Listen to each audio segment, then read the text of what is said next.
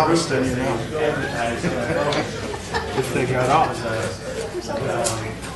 Storage, and then you want to add the new front to the building, and a second My wife's building. great grandfather This was a grassroots sunken kind Yeah, of building. yeah. That you told them years ago not to do what they did. Don't do it. And Christopher the Schubert, thing is 5 years it's old. so thick that if it's rained on, then Son was brought in here and was adopted by the bodies. You know, I've seen where they do brand new buildings. When he turned 16, he changed his name back to Where Christopher they do Schubert. that. It's structurally made, it has drainage in it. So basically, you make a waterproof layer, the drainage layer, and then the grass on top.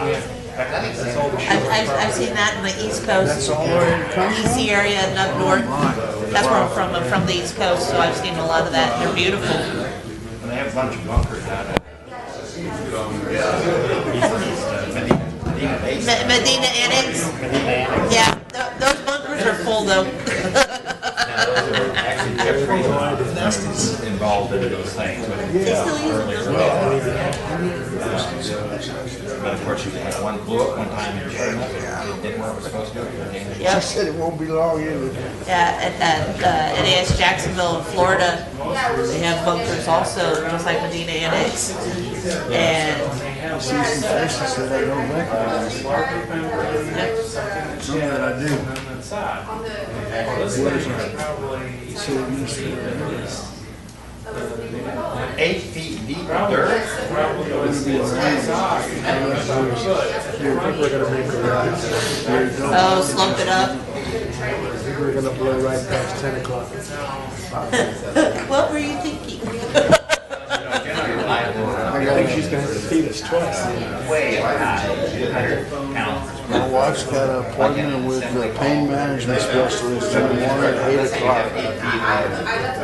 Which one you Wet dirt. I don't even know the name. That's, I don't keep up no more. She tells me where we're when we're going and That tests the waters what there. direction we're going. And that's it. I just drive.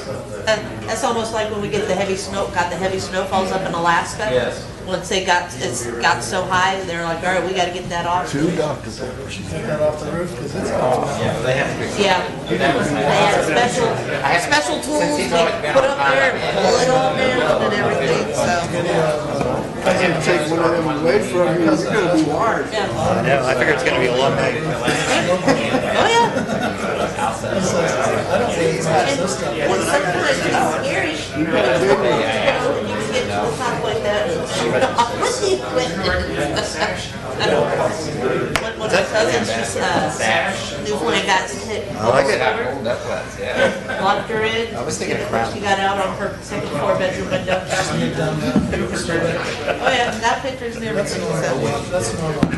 Oh yeah, oh I know, Newfoundland, especially the hot. See your front door for some. Oh yeah, and they have the special trains with they're basically in the tunnels.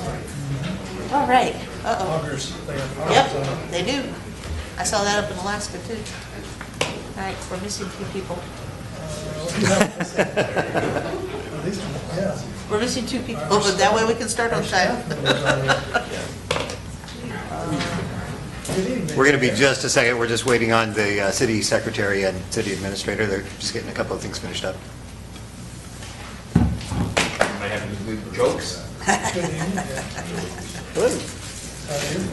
Good, how's it going? Yeah. Yes, and yes. You want all of it? I think so. No, we're not waiting on you, Deborah. You never have to wait on me, I don't. We're waiting on Scott. I didn't knock on his door, I could. You go knock on his door? No, he's good. Oh, there they are. I see you running across this door. Hello there. Sorry. All right. And Is that black box? What's that? That black box, yeah. No, it's my laptop.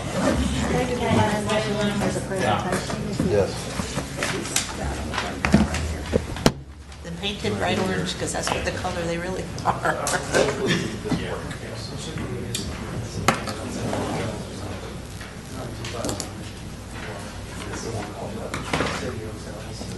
Just tell me when you're ready. Just tell me when you're ready. I live stream's already up, if you want to go ahead, it's recording. Okay. All right, we're going to call this meeting to order at 5:04. Let's start with a roll call. Sheena Martinez, District 1. Paul Carey, District 2. Todd Sherrard, District 4. Herb Dyer, District 5. And Darren Schroeder, Mayor. All right, all those in attendance. Please stand with me for the Pledge of Allegiance.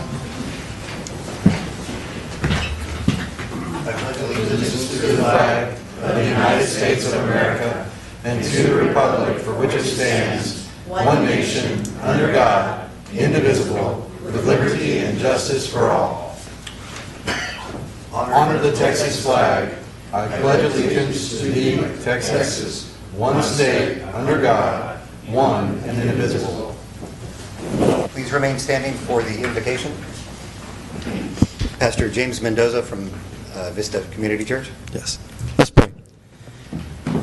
Gracious Father, we thank you for another day of life, and we just take a moment now to invite you into this meeting.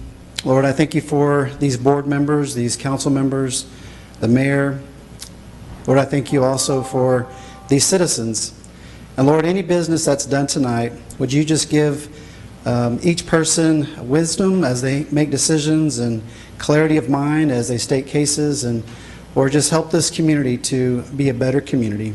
Thank you for your graciousness and thank you for your goodness. We ask all these things, Jesus, in your name. Amen. Amen. Thank you, Pastor.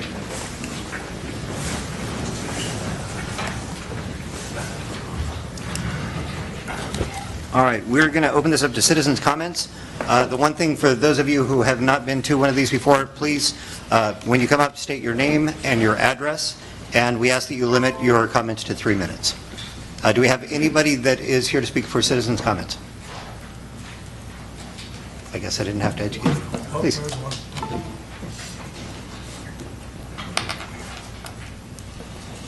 Hello, my name is David Mers. I live at 148 Village Path. So sometime this Sunday morning there was a water line break. I believe the notice said that it was at Fiorella and London. At 3:30 a.m. I happened to wake up, noticed the low water pressure, and I warned my wife not to use the tap water in the morning. At 7 a.m. when she got up, the water pressure had been restored, but a warning didn't come out until 11 a.m., which was 8 hours since I noticed the low pressure, and assuming that the line didn't fix itself, it was over 4 hours since somebody had done something about it. I don't know if this long delay was just because it was Sunday or if somebody slipped up, but if that is currently allowed, I would really urge the council to do something to try and make sure that that delay is shorter in the future, because hundreds or thousands of people got up and took their baths and made their cup of coffee with water that may or may not be safe. I think we're still waiting on the results. So, thank you. Thank you. Thank you. Thank you. All right, anybody else? All right, next we'll move on to the consent agenda at 5:08.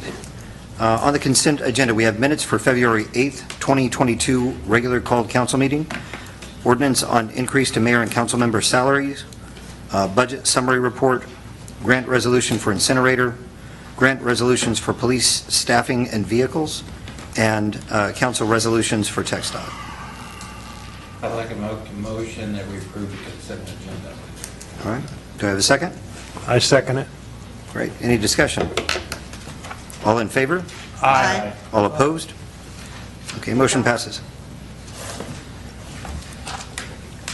All right, next is going to be mayor's report. I'm not actually going to I normally do a PowerPoint on this, but I want to keep this really quick. So what we're talking about today, one, Castroville night admissions at the Missions baseball field. That's May 13th. I think the chamber is going to be sending out some details on that. We'll end up having some of those details on the city website, so we'll make sure that we communicate that. Basically, it's an opportunity for us to all be able to go out there. The Castroville Elementary are going to sing the national anthem. We're going to have surprise guests throughout the first ball, and we have some dedicated sections for Castroville. It's just a way for us to come together as a community and do something fun and nice together. I normally like doing those in town, but this was something that was kind of special, especially with all the folks with youth baseball and such a passion for baseball in this area. The next item is we had our Economic Development Corporation inaugural meeting. So we have a group of local business owners and citizens and some of council that is on this board, and we're just kind of getting our feet under us and making sure that we look at development, how we're going to deal with it, and how we can encourage goodness and discourage badness. So we're going to be looking through all of that. Stay tuned, you'll see the agendas that will come out for that. Text dot petitions and resolutions. So I don't know, has anybody noticed that, I know there's still a ton of traffic coming through here, but it's moving a lot better than it has in months past. So we've been working pretty closely with TxDOT, and they have been very proactive in this area with the minor things that they can do with limited budget. We are not funded by TxDOT, or TxDOT doesn't have us as one of their funded items, but they have been spending a lot of time and energy in trying to work with us to get traffic moving through here quicker. You'll probably notice some cycle changes that are getting things through. Our big choke points are over by the Landmark Inn at September Square, and then across the river over by Bill Miller's and Sammy's and Habees at 471 and 90. So they've been making improvements to that. They're minor. They are increasing the throughput, and we're continuing to work with them on making some more substantial changes that will decrease the weights even that much more. We are also working with them. We had a private grant for beautification along Highway 90. We got a grant for $50,000 to plant water and install irrigation, or plant trees and install irrigation. We're working with TxDOT to get some sort of matching grant from them, and permission and coordination on exactly where those will go and because they'll go in the TxDOT right of way. So we're working with that. City Council did pass, last meeting we passed a resolution requesting them to look at an east-west route around Castroville. We've been working with the Castroville Area Traffic Coalition, with TxDOT, with the county, with the school district, with local business owners and residents, property owners, to figure out the best way to deal with some of the traffic around here. TxDOT asked us to pass a formal resolution, so we did that. It passed unanimously in City Council. They also asked the county if they also wanted the study. That went in front of Commissioners Court. That also passed unanimously in approval of that. So it's going to be a long process, but we are at least, we've been beginning it for a while, but we are still continuing to move the needle. And then there'll be some other announcements over the course of the year, some of the stuff that we're doing with TxDOT. We had our River Bluff Town Hall meeting. So it's my sister's birthday. So we had the Town Hall meeting for River Bluff Power. One of the things that I'm committed to is making sure that people have a say in their own futures. So we've been trying to be very proactive about any kind of changes, anything that impacts the city financially or logistically. We had looked at a bunch of different options for how we do that, the most effective, least expensive, and least impactful way.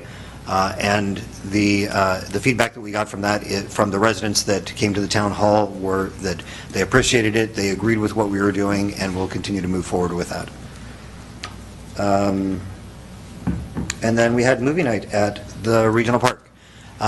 So we've been trying to do things where the community is able to come together outdoors.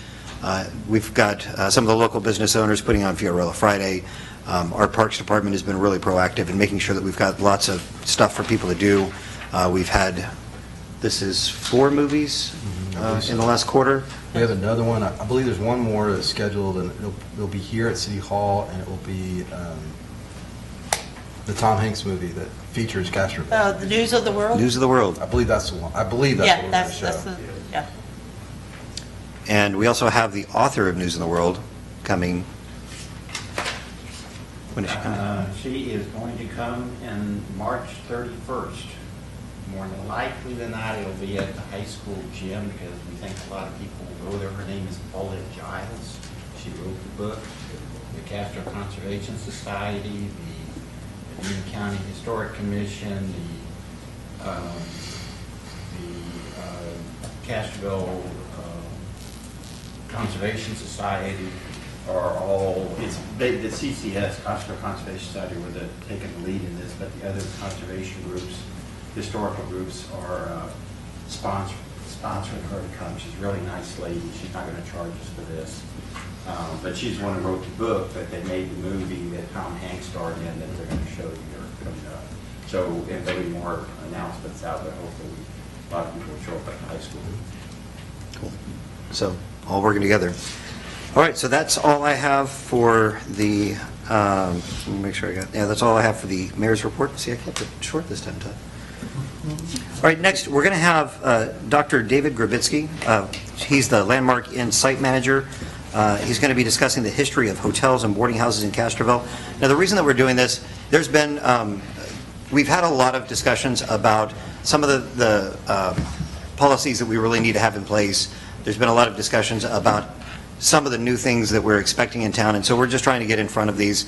And I think that it's very important for us to look as a close-knit community who really, we love our community, we cherish the history, we cherish the small-town feel, and I think that one of the best ways that we can maintain that sense of community is by looking at how did we get here. Part of this is honoring the people that built this place for us, that grew it. There's a lot of people here even that are descendants of the people that built this and that created this. And so I feel like those who fail to study and acknowledge history are doomed to repeat it. So we want to make sure that we're honoring what's happened before. And then as we talk about that going forward, it's just keeping that in context. So thank you, Dr. Grabitsky. I appreciate you coming up for this.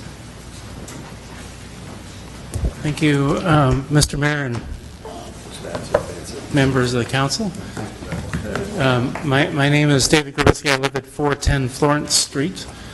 And tonight we're going to look at Castroville's hotels. There have been 22 different named hotels here in Castroville over time. Just to give you a sense, we have the Pioneer hotels and the modern hotels. There have been 4 modern hotels, including the Riviera, that was demolished to make way for Bill Miller's, the Landmark Inn, the Hillside Boutique Hotel, which was also Hotel Alsace. So those are the 4, and then there's 18 that are historic hotels, so that I call Pioneer hotels here. You can see, pardon my inability to draw real well right now. It's getting better.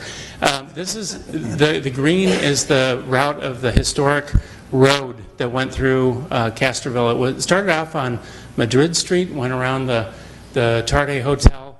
It was the most prominent corner in town, and later on it was moved down to Paris Street because the Schmidt Hotel, or the Cottage Hotel, was placed there.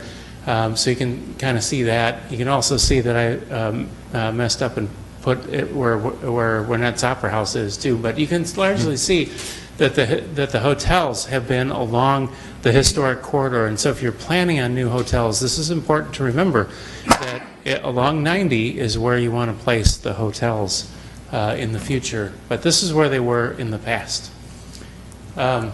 So just a couple of things here. Henry Castro always knew that a good hotel meant for a prosperous town. We need good hotels today to have a prosperous town. So putting, getting a hook and ladder that goes up 3 stories or more may not be possible, but I still ask you for it because if there is a hotel that goes in along Highway 90, it's got to be three floors high or better in order to make it cash flow. The Tarde Hotel was the best hotel in Texas. I think we can be very proud of that as Castrovillians, that we had the best of the best in the whole state, and we were constantly remarked on in the 1850s by everybody who stayed there that it was the best hotel in all of Texas. And you know, the early lodging in Castroville was far more robust than I ever imagined. I was just looking for context for the Landmark Inn, and I discovered 22 different named hotels. This is incredible, including 3 that were run at the same time by very powerful and very rich women. So it's something that is very important to Castroville. We lost our presentation. Paul, get it going again. Well, when it comes to, so, well, at any rate, I can name what they are from memory. I have pictures of them. We have some existing hotel buildings here in town. The oldest hotel in all of Castroville is the Haas Hotel. It is the little building that's across the street from Zion Lutheran Church. It's today their fellowship hall and rummage sale and that sort of thing. It's across the street from Ordinance Opera House. So you know where that is. The second oldest is the Tarde Hotel that you probably have become very familiar with. It was the best hotel in Texas. We had the Cruised Hotel, which is now called the Joseph Carley Building, on the corner of Houston Square. And we had remnants of the Bates Hotel are still in existence, and they're inside the barn that has been built around it, but it was the fireplace from the Bates Hotel. And then lastly... Which one is that? The Bates Hotel. And many other brands were in that building. In fact, for a lot of years, this community simply called it the hotel. And you knew what they meant no matter what the name of it was. But it went by several different names. The Bates Hotel, the Schmidt Hotel, the Castroville Hotel, Central maybe Hotel, Cinco Hotel, Lone Star Hotel, and Cozy Inn. So if you're counting, that was 7 different name brands that were in that same building there. Which building was that? That was the Bates Hotel. It's right next to the Castroville Cafe. It's the little barn in between the Castroville Cafe and the Fremdes building today. Oh, yeah. Okay. Wow. It's about to come back up. Yeah, if the pictures come back, I can show it to you, because I took a picture of it. You know, it's a remnant of the building, because the larger building was torn down, but the fireplace remains, along with some of the material fabric around that fireplace. But it was the fireplace in the hotel, and then the Landmark Inn. So let me...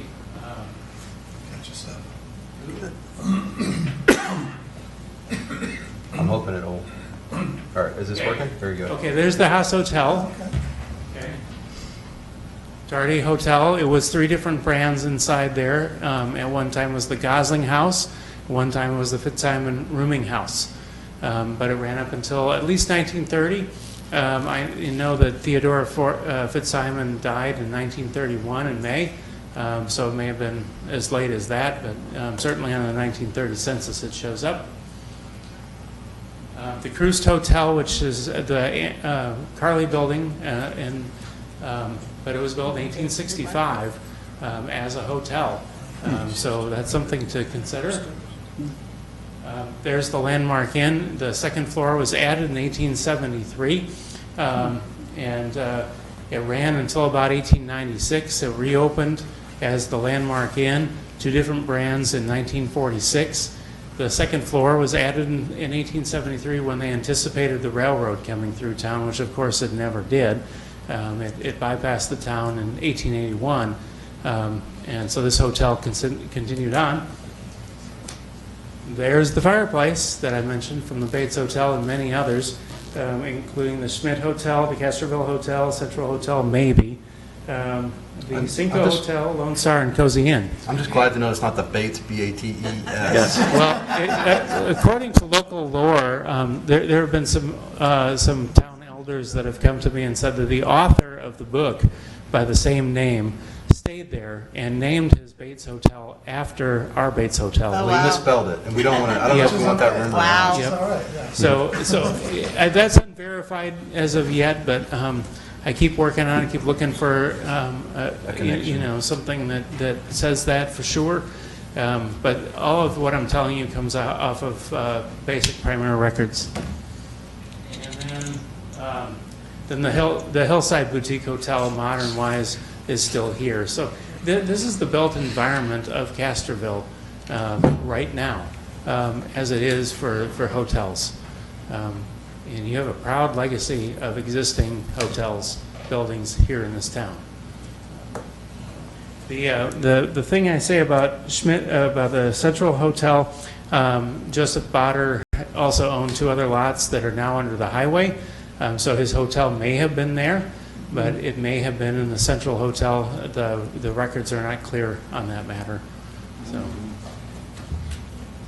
So if you have any questions about hotels, I'm happy to answer them. And I also have the 5 things that history can do for the community, because the mayor asked me to.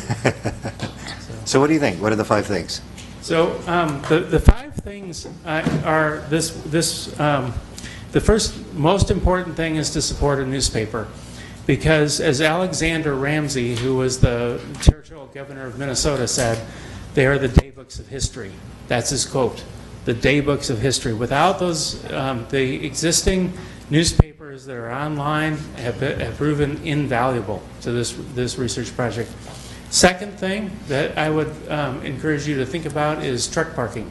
We have a wonderful legacy of freight businesses here in town, and yet it's tacky looking to see them parked along the highway. So I don't know where to park them, but some place to put in truck parking would be ideal, and signed and everything, so that the trucks aren't parked along the highway, and to clean that up. I think the support that this council has given to the Alsatian language is wonderful. It was a good start, but I also extend that to naming things throughout the community in Alsatian as well as English, so that we can all learn the Alsatian language.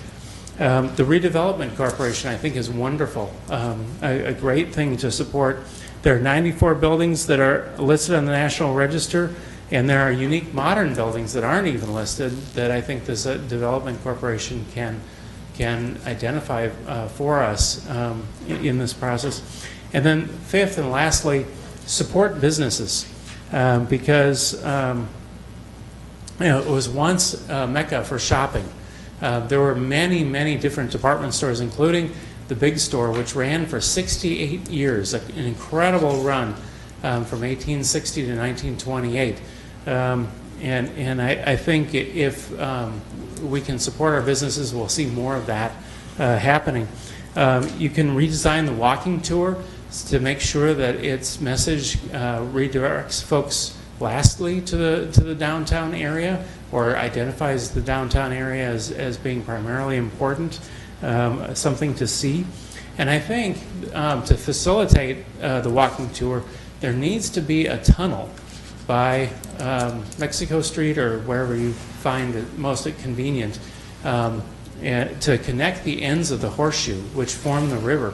Eventually, you'll probably have a city walk along the river, which would be the rival of any in the state. But to connect those 2 ends of the horseshoe is really important, and you don't want to interfere with traffic, and you also want to get pedestrians safely across that busy road.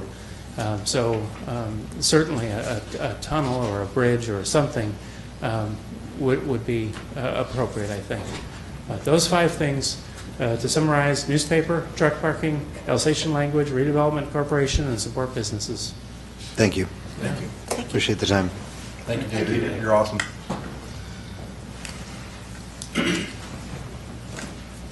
All right, next item, we're going to go to the council liaison board reports. Let's start over with District 5. Bert? Me? Yes. Library had a meeting on the 9th of the month. There was not a lot of significant activity to report, but the one thing that I think is important, usually we have an event in February called Love the Library event, where citizens can come to the library and socialize. And this year, of course, we couldn't do it because of COVID, but we're going to try to do it in April. So we'll be looking around the 21st of April to see, you'll see an announcement of Love Your Library Social. I would encourage everybody to come and take a look. They're doing a lot of good things in the library. Great, thank you. Councilman Sherrick? I missed my airport meeting with COVID, but I don't know if y'all have seen the parachuters, the skydiving. It looks like it's going really well. You can hear them open up if you're outside. That's pretty cool. That's scary. Yeah. All right, thank you. Councilman King?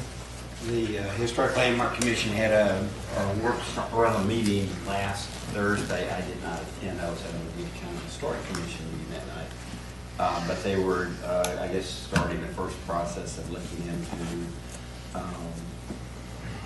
a workshop or a designing process for September Square. Great, thank you. Councilman Planning Carey? and zoning met on the 9th as well and addressed Dr. Harrod's situation as well as several of the other items that are on agenda tonight. And so very fruitful meeting. I thought that those people are working hard. So Great, thank you. I wasn't able to attend the Parks meeting because I was at the town hall meeting for this, but I was told that we didn't have one, so didn't miss anything. Nice. So that's all. All right, great, thank you. All right, next item at 5:30, we're going to open up a, do I read it and then open it? Okay, so the item is public hearing on a request for a special use permit to allow a commercial business, a dental office, at 1313 Petersburg, Castroville, Texas, to operate in a residentially zoned area. So we're going to open it at 5:30. Okay. So do we have anybody that would like to comment on the, let's see, actually. Yes. Comments first, right? Yes. Okay. Is there anybody that has any comments about it first, or would it be better if anybody's here for that to hear some of the background first? All right. So no questions? I'll wait for the background. Okay. Is that all right for us to, we can just open it up for questions Yes. afterward? Yes. So under the new state law, questions from the audience can be taken at any time. They're Okay. still subject to the same provisions as the normal comment period, so you can limit the amount of time, et cetera. Okay, perfect. All right, so if there's nobody that wants to talk right now, we're going to close the public hearing. And the next item. What time? Oh, Sorry. at 5:31.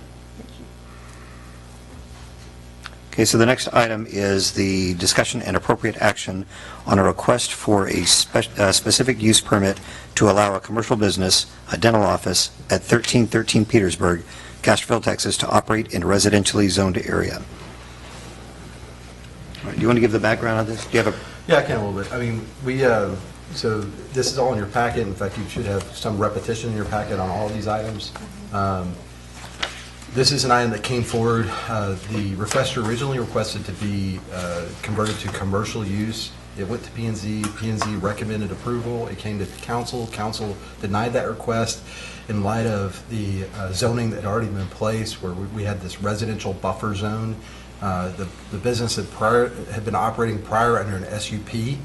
Part of the reason they went to commercial was, or the request was made to go to commercial, is because we do not have a provision to transfer an SUP permit from owner to owner.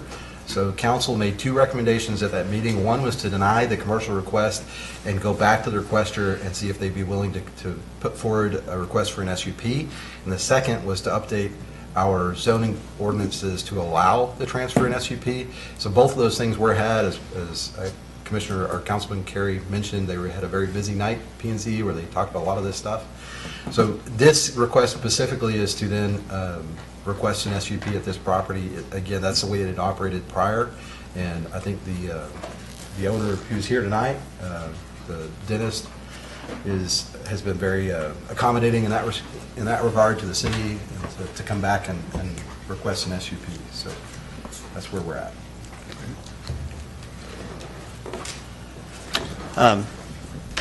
And do you have any Do you have any information from the, Well, the Planning and Zoning Board initially recommended granting the change of zoning, which was not approved by council. And so at this point, coming back with the only other option is the special use permit. So I don't think we left Dr. Harrod with much option, so.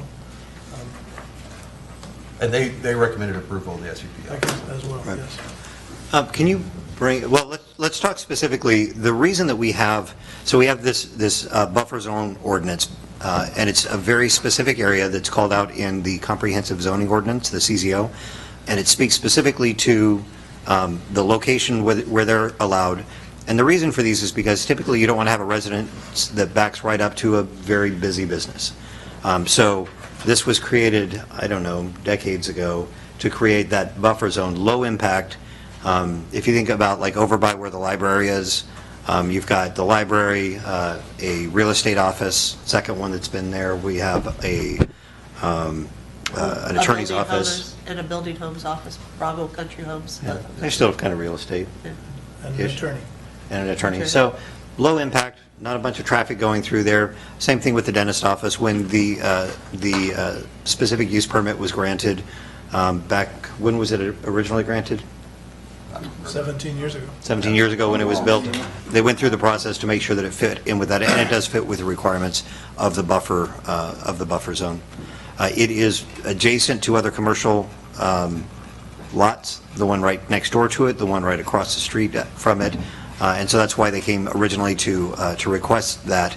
But I think that council made a wise decision in maintaining the integrity of the intent behind the buffer zone ordinance to keep that in there, and then we'll look at how to amend it better in the future so that people understand a lot better what the process is to go through that. And we don't have, I think that some of it is a little bit confusing, and so we're going to work to clear that up. So I'm going to open it up for any questions or concerns.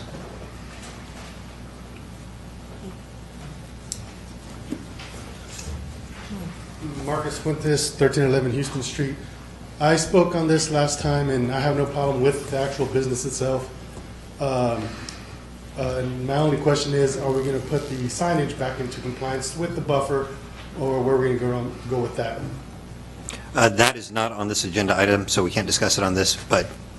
It's a public hearing, can you go back and forth? What's that? On the, so the... It's under the special use permit. The special use permit is going to be that buffer zone, and that is that section 9, paragraph 4, whatever it was, and that's under the special use permit. So that special use permit signage is within the special use permit. So are you going to amend it to let him have a commercial sign in a residential area?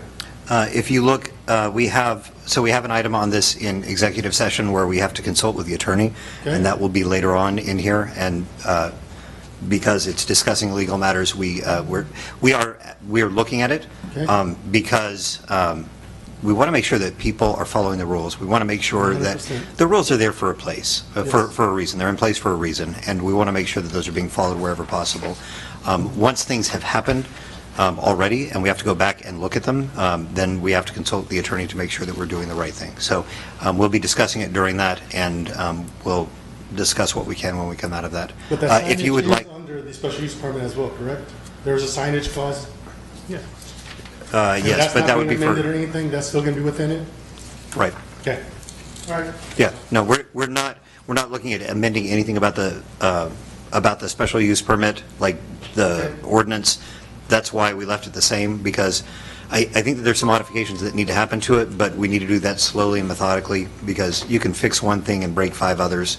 So we want to be careful about that. So yes, there is no intent to make that change. Okay, so then, okay. Cool. Appreciate it. All right. Thank you. Thanks, Marcus. All right. I got a comment. Yeah. I was going to say discussion with... I'd just like to say to Dr. Harrod, it's unfortunate that you personally got caught up in this process. We've taken a long time to address your issue. I know that we've caused you some inconvenience, but sometimes city government moves slowly. But I think as a result of what you've done, I think we've got good changes that we're proposing, that planning and zoning has come up with. And I think as a result, in the future, those that come after you shouldn't have to suffer through this kind of problem. So I just wanted to make that point. Great. Any other comments from council? Related to Marcus's question. Yes. Because the signage is part of the special use permit, it was in the original 2007 special use permit that was approved. And because it discusses it now stating that the sign is not in conformance to the earlier one, are we restricting our ability to negotiate correcting the sign issue if we approve this special use permit knowing that it addresses the taller sign in there? It's kind of like we're approving it, realizing the taller sign's in there. This is, the response is legal analysis, which is part of the discussion in the closed session. So would it be better to, because of that legal analysis, that we don't, I mean, I don't know, Should we table this until after executive session?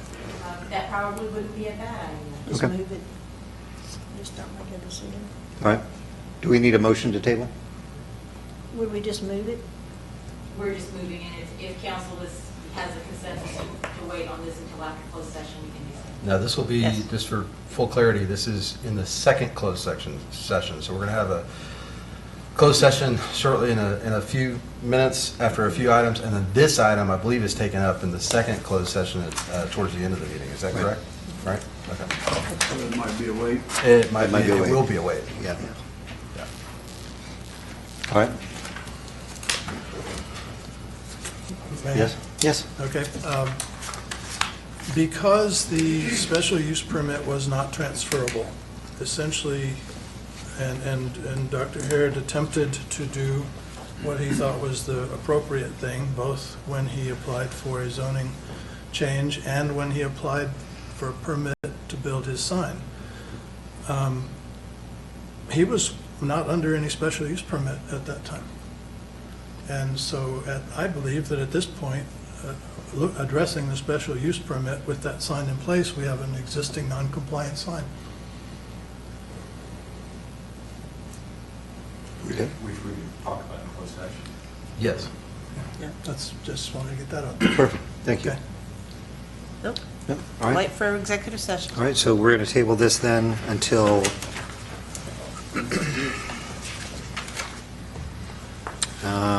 so we're going to move it. Yeah, Yeah, on the move it. agenda. We don't have to table it because of Yeah, the just public close the hearing. item and we'll reopen it later. Okay, we'll close it and reopen it after it'll be right before number 17.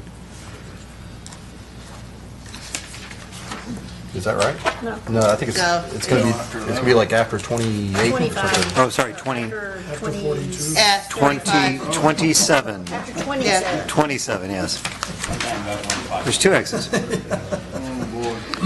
We did get you dinner just in case. So, can I say something? Is this, are we going to resolve this issue? Because it's like the third time I come to this meeting and I just bought a business. And normally, like, you don't go to city council meetings when you buy a business, you just continue on. It's unfortunately a very unique situation. I would expect that we would be able to resolve it tonight, though. We have considerations. I mean, we have to look at, what happens in the entire city. So I think it's not, we have to go through the proper process. And I'm sorry, I know it's been a pain, and I don't think that it should be, but we are where we are right now. And we're going through the proper process to rectify the situation and learn from this going forward, how not to do things. So I agree, it's been too difficult. All right, next item. We're going to have a public hearing on an amendment to the Comprehensive Zoning Ordinance, the CZO. It's Article 1, Section 7, Special Definitions Noted and Related to Use Regulations, and amending Article 2, Section 1, Use of Land and Buildings to include an event center and/or banquet hall. We're going to open the public hearing at 5:40, what is it, 5:44? Okay. Any discussion before the items discussed? Any discussions from the public? All right. We'll close the public hearing at 5:44. We'll hear comments later if needed. So the next item is discussion and appropriate action on an ordinance amending the comprehensive zoning ordinance, Article 1, Section 7, special definitions noted and related to use regulations, and amending Article 2, Section 1, use of land and buildings to include an event center and/or banquet hall. So I'll just kind of highlight again, P&Z's action on this item. Keep in mind, this is all kind of related to the request from the Tardy Hotel. They're in a residential zone in our downtown historic district, and they had requested to be able to operate an event center because at the time, an event center was not listed in our table of uses. And in our basically there's a caveat or a clause in our zoning ordinance that states that if it is a unlisted use, then you can make a request to operate by SUP, by a specific use permit. So that they went through that process. They were denied at the end of the day, and we gave our instruction, if you will, to P&Z that we'd like to establish this somewhere in our CZO as a use, so that way that particular issue doesn't come up again. And it is a little bit like whack-a-mole. I mean, that's what it feels like sometimes. And I think the mayor was correct. Sometimes you can fix one issue and cause 5 more, and hopefully that's not what we're doing here. But it did go to the P&Z. P&Z made the recommendation that is in your packet to allow it by specific use in the zones that have been identified. Those zones are the commercial zones with the exception of our downtown commercial, so the historic downtown area. So it's that highway commercial in and through the city, and then the II, which is the airport, essentially. You asked me to print some items off. They're sitting on my desk, so I'm going to go get those real quick. Okay. And I'll hand them out. What I've printed off, it's the zoning map, so it shows you where those zones exist, and then the zoning definitions for the various items. So let me go grab those real quick. All right. As you're going, I'm going to talk to them about what we had discussed earlier about, so the recommendation that came from P&Z was that we do it by SUP anywhere that it happens. And I think that misses the mark slightly, because I believe we need to have it as an acceptable use in specific areas that are appropriate to that, and then any other areas that it may or may not be appropriate, that's where you do the SUP. I do agree with the areas where they said we should not have them, and those are basically in the residential zones and the mobile home zone. What was listed in here is CH. So what he's grabbing is the list of the zoning areas. Now this says CH only. We actually have 3 CHs. We have CH East, CH Central, and CH West. I think that CH West goes from the top of the hill to about Constantinople, somewhere around there.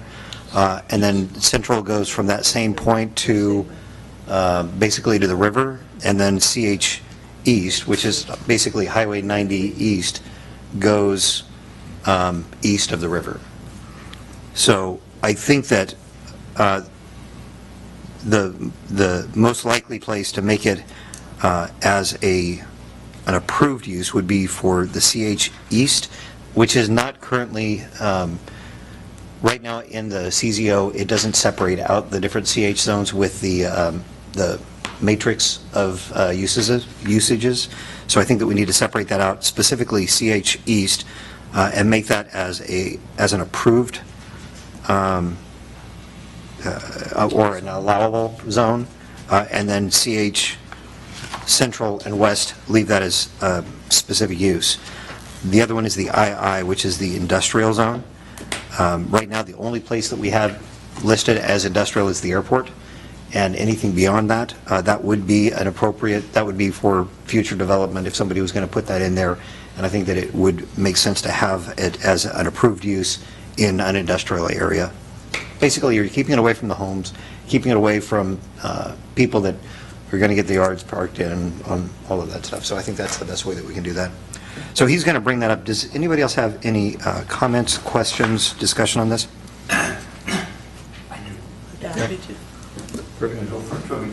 Do you want to have Paul go first, since he was at the meeting, to give a little bit of insight to that, or do you want to ask your questions first? Well, it has to do with the definition. Okay. A building or private or other property which is rented, leased, or otherwise made available to any person or group for a private event, whether or not a fee is charged. If I wanted to have, I've had a wedding at our property, probably had 80 people there, and I don't think this would be allowed based on that. We know that, you know, on different property, including your property, I don't know if they ever had, there was a plan there, but The backyard concert? the backyard concerts, and this wouldn't be allowed in residential areas. So I'm wondering if we need to be real careful. I guess not to caution, we need to be real careful, because the way I read this would exclude any kind of an event like that in anybody's private property. But correct me if I'm wrong. Let's ask the attorney. It says a building or property, so, which is rented, leased, or otherwise made available. Otherwise, very broad. Otherwise made available to any person or group for a private event, function, whether or not a fee is charged, not including places of worship or public buildings, with the purpose of hosting gatherings for food, beverages, music, dancing may be offered for purposes such as a life and cycle event, i.e. birthdays, anniversaries, weddings, reunions, etc. Corporate or professional functions or special events, including charitable events. So the charitable event, of course, would be the backyard concerts. We've had a wedding, we've had people over after a baptism, which is a pretty good, I think we've all had big events like this at our house, and this would exclude that, the way I read it, but that's what I'm concerned about. So from the attorney. I'm checking your ordinance right quick. Most ordinances of this kind are going to have the provision that at the beginning of the section of definitions that say words have their regular meaning, you know, in context, everyday language, unless otherwise defined within the ordinance, right? So an occasional backyard wedding or something along those lines isn't, quote, an event center. Because when you apply the regular meaning of what an event center is, people understand that to mean a place that you go and rent to have a, you know, a function. That you may have, you know, a function like that, that's a one-off, you know, your family member gets married there. Well, and keep in mind, this is primary uses, right? Right, and so that's why I say, you know, that's, and I'm pretty sure that's in the ordinance. So your primary use in your home is not to have functions, right? This is a table of primary uses. What people are seeking permission for is to operate a primary use business. So dentist office, automotive repair, whatever that primary use is, that's what the table of uses is for. This is defining those functions as a primary use. So, the So primary we need use to of plug property. that into the definition then. Yeah, I think A the- building or property whose primary use is to rent, lease, and all that. I think that's what I think Cindy's looking at right now, is that should be pretty well defined in this zone, like before the definitions. So In the this isn't just apply here, it applies to all of them. Yeah. In the table of use, every use that's in that table of use, that's a primary use for that particular zone, if you will. That's allowed as a primary use in that particular zone. So what if the primary use is a B&B? Would this then be allowed on a B&B? Because the primary use is the B&B, and this would be a secondary use. I'm just asking. Yeah. Well, we kind of had that discussion before, when the issue of the Tarde Hotel came up. Right. Because none of our actions precluded, which was my point, none of our action precludes, as a secondary use, doing those things. The third court of And I appeals think, I addressed maintain that's the case. So, Phil, yeah, I don't think it's precluded. Do you agree with that? Now I'm going to keep quiet and let Paul talk. The third court of appeals addressed the use of short-term rentals for gatherings. City of Austin tried to limit those to 6 overnight and 10 daytime guests in a short-term lease situation, whether that be in a homestead or non-homestead. And, well, I can just read this. The Third Court of Appeals, which said city ordinance provision that banned short-term rentals for non-homestead properties and outlined how guests can use the rental properties are unconstitutional as they limit peaceable assembly on private property. Right. So I go back to what I said earlier, Phil. I don't think anything we do precludes secondary use, whether it's a B&B or your private residence. It just can't be the primary use. And the primary use right now, the P&Z recommendation is in the zones that have been identified. That also means that there is no zone where it's just allowed, which I think the mayor's going to speak to. Oh, yeah, no, I spoke to that already. I think that the bottom line with this is that this is a good beginning, and while I don't like not making decisions when they're necessary, I think this is something that we need to take a look at. What I would recommend is that we go through, we did talk about making sure that there are specific areas that it is approved. I think that anything that's in here should have, if we're going to allow it, we should find where it is appropriate so that people can, if they want to do this, they go to that area and not open it up to the SUPs, because that just, you can tell that just creates problems. You had some other comments. Let me let you go first and then I'll talk. Okay, so looking at this, like Phil said, I know the American Legion, we rent out our hall all the time. And we're basically right catty corner to Tarde Hotel. It's not our primary thing, but we do rent out the hall for meetings and stuff like that. So are you saying that the American Legion is going to have to get an SUP to function? No, so again, that's the frustrating and challenging thing about stuff is there's such a thing as grandfathering, and so in this case, existing uses are grandfathered. But yeah, and honestly, I don't know what the American Legion is classified as in our zone, in our table. I don't know where it falls. Yeah, it's in that gray area.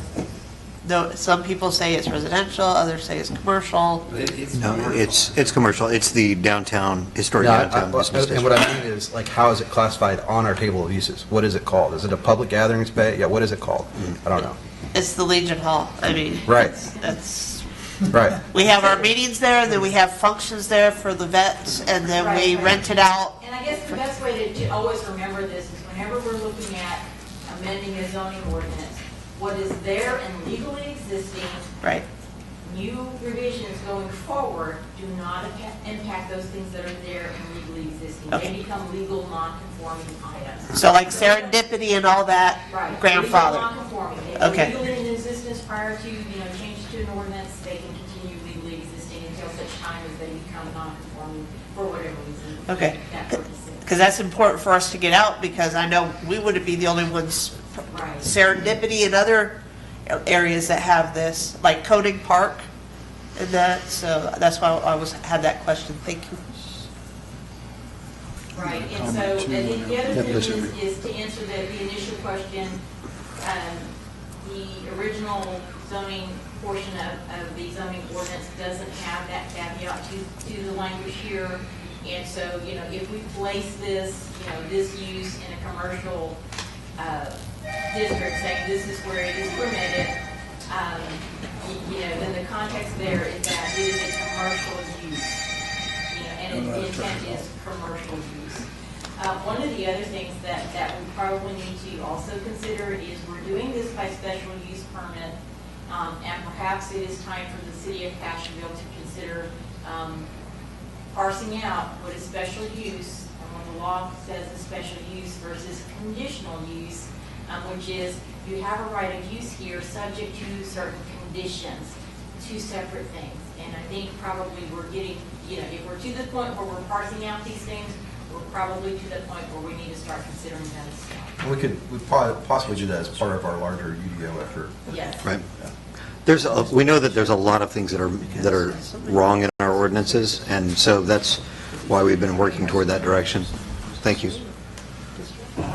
There was an event there, at the Tarde Hotel about maybe 2 weeks ago. Mm-hmm. On a Friday, I think, Friday afternoon, maybe this time of the day, and it was a bunch of younger people. They could have been, it wouldn't be a prom, I guess. I don't know. They were dressed up. It was tuxedos and gowns. Cotillion. I'm sorry? It was a gathering prior to a cotillion over in the in the event Next door. center. Well, it was a cluster over there with Well, no, parking. it was where the parents and brought their middle. I mean, if I'd have been a neighbor to that event, I'd have been upset, because, I mean, they couldn't park on the road, so they're parking in everybody's yards. You know, Yeah. so just part of the issue. Yeah, it was, in fact, it With- was, the Peterson's own child, I think, was part of the cotillion, but they went over there to get a group picture of everybody. Yeah. Yeah, they were dressed nice. Anyway, I just wanted to make that comment. Well, Parking's gonna we be had an the issue. opportunity to, Robertson. Oh, Robertson's, I'm sorry. we had the opportunity to put a special use permit on that would have given us the ability to limit some things that went on there, but we did not take that opportunity. So And just to now- be clear, So now it's a B and B. Yeah, this isn't about the tardy. Yeah, this isn't about the tardy. It's germane, We're getting but it's not. It is I'm germane, sorry. right. No, this is all part of the discussion that we need to have when it comes, and the considerations that we have specifically about the placements of these as we move forward. We can't fix what has already happened, some things, so we just need to make sure that we're doing this methodically going forward. Did you have more comments? Phil has a questions? comment. Well, let's let Herb have a chance first. Are you finished? I'm finished, thank you. I think this is a good step forward. It's what we asked P and Z to do. It may not be perfect, and we may have to come back later and ask for further adjustments. But considering what we went through in the past year because we didn't have this capability, I think this is a positive step forward, and I think we should proceed with it, and maybe we'll have to tweak it again later.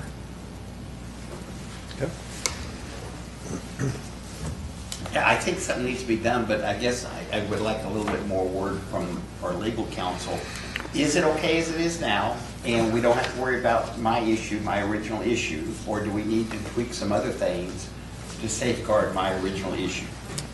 The way this is designed to work is that you have this right of use in commercial areas, which is a signifier that the intent is a commercial use of, quote, this banquet or event center. Right? And so, you know, when you're enforcing a zoning ordinance, when you're looking at a lawsuit regarding zoning ordinance, you know, you don't take just this one little tiny piece of the definition and say, aha, there's a violation here. You say, this definition, this use belongs in these, you know, districts within the city. These districts are all the commercial districts, ergo, this use is intended to be a commercial use, here, here, and here.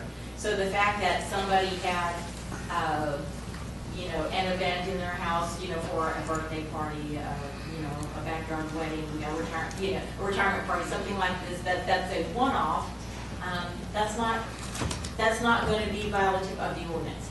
Now, you have somebody that's having, you know, parties of 100 and 150, you know, every weekend, you know, Friday, Saturday, and Sunday, that's a, you know, separate issue. But just, you know, the one-off event, you know, somebody, you know, has an event once in a lifetime event, once every 5 years, 10 years, something like that, you know, that's not the intent of this ordinance. So we can't parse out definitions and say, well, you know, is this going to be an enforcement issue? You have to look at the total picture of what you're looking at, which is here, this total picture here is that this is a definition. I want to take it up now to say, you know, that as, you know, Councilwoman Martinez suggested, we can do so.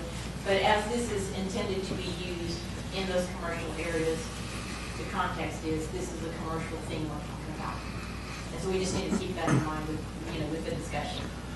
So let me also be clear, what we're trying to do here is get things out. I don't like things coming to council, and Scott's talked about this as well. We don't want to have things that just come out to council, we make a snap decision, and we make mistakes. If it's a no-brainer, then that's, I mean, there's a lot of no-brainers, there's a lot of very easy things. This is something that's more complex. There's lots of public opinion on it. You've heard, you know, concerns from each one of us. So I think that what we need to do from here is get any further impact from anybody that's here visiting to discuss what their concerns are, what their preferences are, things that we need to look at. Let's make a list, get those over to Scott, to have city staff review those, make sure that we've covered all these bases, concerns about existing use and primary and secondary use, and anything other considerations that we need to have. Let's evaluate that against what is legal and in the CZO, and really just do our due diligence, and then bring it back as soon as we can get that compiled, and we'll come back for an actual decision. Because what I will say is, Brianna sent this ordinance through to me. Is this definition legal? Yes, it is, because the city has the right to define banquet event center however it chooses to define it. Is it legal for the city to say we want it in these certain zoning areas? Absolutely. Is it legal for the city to say, and by doing so, we want it to go via special use permits? Absolutely.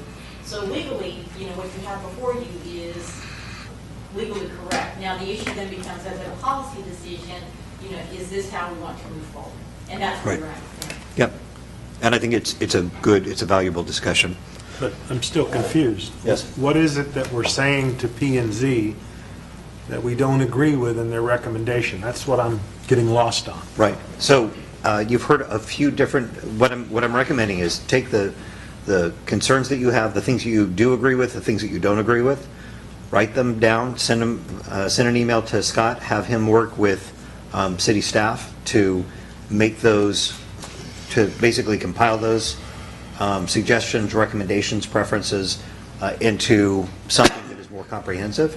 And then we'll compile those, we'll make sure that that works with the attorney, and really just do our due diligence on that, and then we'll bring it back in front of council after we've gotten all of that taken care of. And that also gives people a chance, residents a chance to give you feedback, and you can talk to them about some of the things that we're talking about here. It's just a part of the open communication. Let's not pull it in, make a snap decision, but pull it in, talk about it, work through the details so that we don't have to go back and redo it. Are we okay with that? All we're considering right now is adding the term special use permit to our Article 1, Section 7, is that correct? No, but you have to define it as well. Yeah. What is allowed and what is not allowed. And part of that discussion is, do you want to make it allowable in specific areas? Because right now it's only by special use everywhere. I did see that in this agenda item. All I saw was adding. It's in the details. Oh, okay, it's in the subsequent pages. Right. Okay. I guess your comment about landmines, I get real nervous about making a little tweak like this because we reacted to something and all of a sudden we realized, I just don't want any uh-ohs to be out there. And that's why we're doing this process as an iterative process. Right, so I would agree with your suggestion that we maybe send this back to staff with their conversations with our legal counsel, just to make sure that this isn't going to cause uh-ohs. We're still on the event center item, right? Yep. Okay, whether or not to put it in the table and how to define it. And did we have legal concerns about it or not? That's what I'm saying. Legally, what's proposed is fine. It's policy. Y'all now All right. that's discussing policy decisions. All right. Then why are we sending it back? That's what I'm trying to figure out. They suggested we include it in CG, CH, II, and PD. I don't have that on my map. But So the recommendation, I just want to be clear. The recommendation from P&Z was included as a specific use permit. Now, you did hear our attorney say that, we might want to talk about defining the difference between specific use and conditional use. And in some cases, like this one, conditional use may make more sense. But that is also something we could try and address in the UDO. And the intent of the UDO will be to replace all of our ordinance, right? So that process, we hope to start soon, and we hope to have to work on throughout the year, and set a date for the end of the year or possibly beginning of next year to have that wrapped up and completed, right? So that, But this is a part of the process that we're going to have to go through once we get to that point anyway. Right. So I think that it's valuable for us to go through and make that determination, not tonight, but now. Sounds like we're in a circle, because we used to have a requirement that said we didn't have any such thing as an event center, so we had to have a special use permit. Now we're trying to make it a category that we've clearly defined. We've said where it can be. The only thing I think that's not clear, as you pointed out, Mr. Mayor, CH has really got 3 parts to it, so maybe it ought to say each one of those parts, that would clarify that.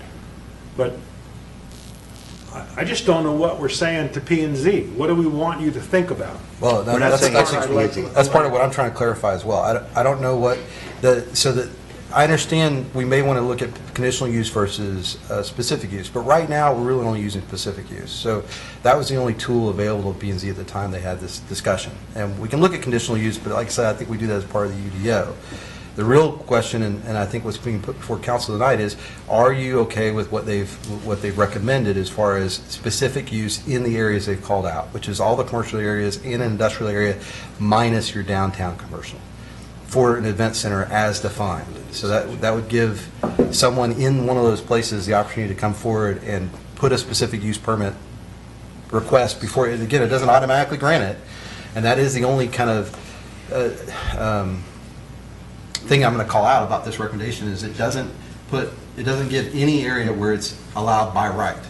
It only allows by specific use, so again, it's not guaranteed to anyone. And if if the council's comfortable with that, then that's the P&Z recommendation. Don't allow it by right anywhere. Allow it by specific use in these specific areas. I guess what I'm confused about then is that it sounded like the definition in the CZO might cause an issue where, because we haven't defined, and maybe I'm just confused on this, it sounded like, to Phil's concern about having it as a secondary use, having a party, having a birthday party, does that cause an issue the way that the CZO is written right now, or that does not? No, you can, again, I think what the attorney says, you can clarify it by adding the word primary if you want to in this particular instance, but, I think add it here, and then staff's going to come back and say, okay, we probably need to add that in the CZO at the beginning so that we are clarifying that the table of uses, if it's not already clear, the table of uses is for primary uses. I mean, that should be understood, but if it's not, we can clarify that. Okay. That's really the only, I think the wording's fine as it is. Okay. Yeah. You're good with that? Okay, cool. I must have just misunderstood. I thought you were saying that we needed to get that fixed. If you don't feel like we do. Yeah, that's Okay. why I say, I mean, legally, you are sufficient now. It's just a matter of policy. Is this how the council wants to, address this type of businesses that run under, the definition? I have no problem with that personally myself, as long as that doesn't kick in something else. Right. Yeah, as long, if you're telling us that it doesn't, then I'm happy. Right, because the issue is, a definition never stands by itself. That definition is, how does that work within the district? How does that work with the special use permit? So in and of itself, a definition is not important. And do you think we need to come back, because again, there was some discussion on this, do you think we need to come back and look at the beginning of this and put a little tweak in there, or it's not necessary? I don't know that it's necessary now, but what I will say is I wholeheartedly agree with the city administrator's recommendation that this thing be overhauled, and let's work towards, getting that done. I don't think you've got any decliners on that one. Right. Mr. Mayor, I'm ready to make a motion. All right. I would move that we, in honor of the work of our Planning and Zoning Board, amend the ordinance, comprehensive zoning ordinance, Article 1, Section 7, special definitions noted and related to use, and amend Article 2, Section 1, use of land and buildings to include the event centers and/or banquet halls. All right. Do I have a second? I'll second that. Great. Discussion. So I'll ask, do you want to approve it as a standard use in CH East and in industrial, or do you want to use it as an SUP everywhere? I think that the way they presented it is adequate because it gives us greater latitude in negotiating limits with those facilities when they are addressed. All right. Any other discussion? A motion and a second. All in favor? Aye. All opposed? Motion passes. Great. All right. Thank you.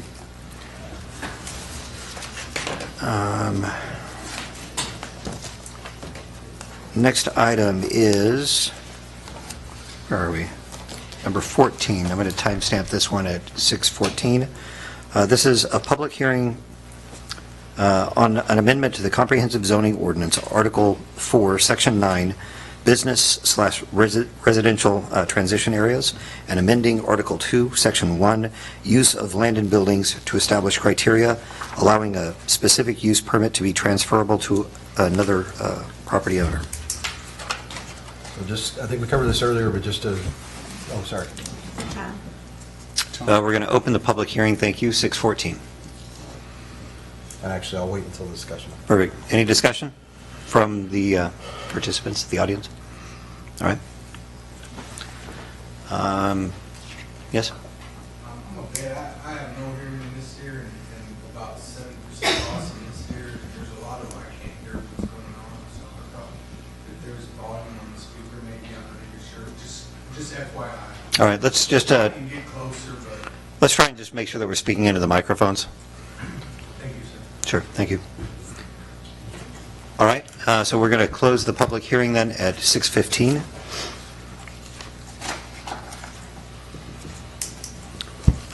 Next item is discussion and appropriate action on an ordinance amending the Comprehensive Zoning Ordinance, Article 4, Section 9, Business/Residential Transition Areas, and amending Article 2, Section 1, Use of Land and Buildings to establish criteria allowing a specific use permit to be transferable to another property owner.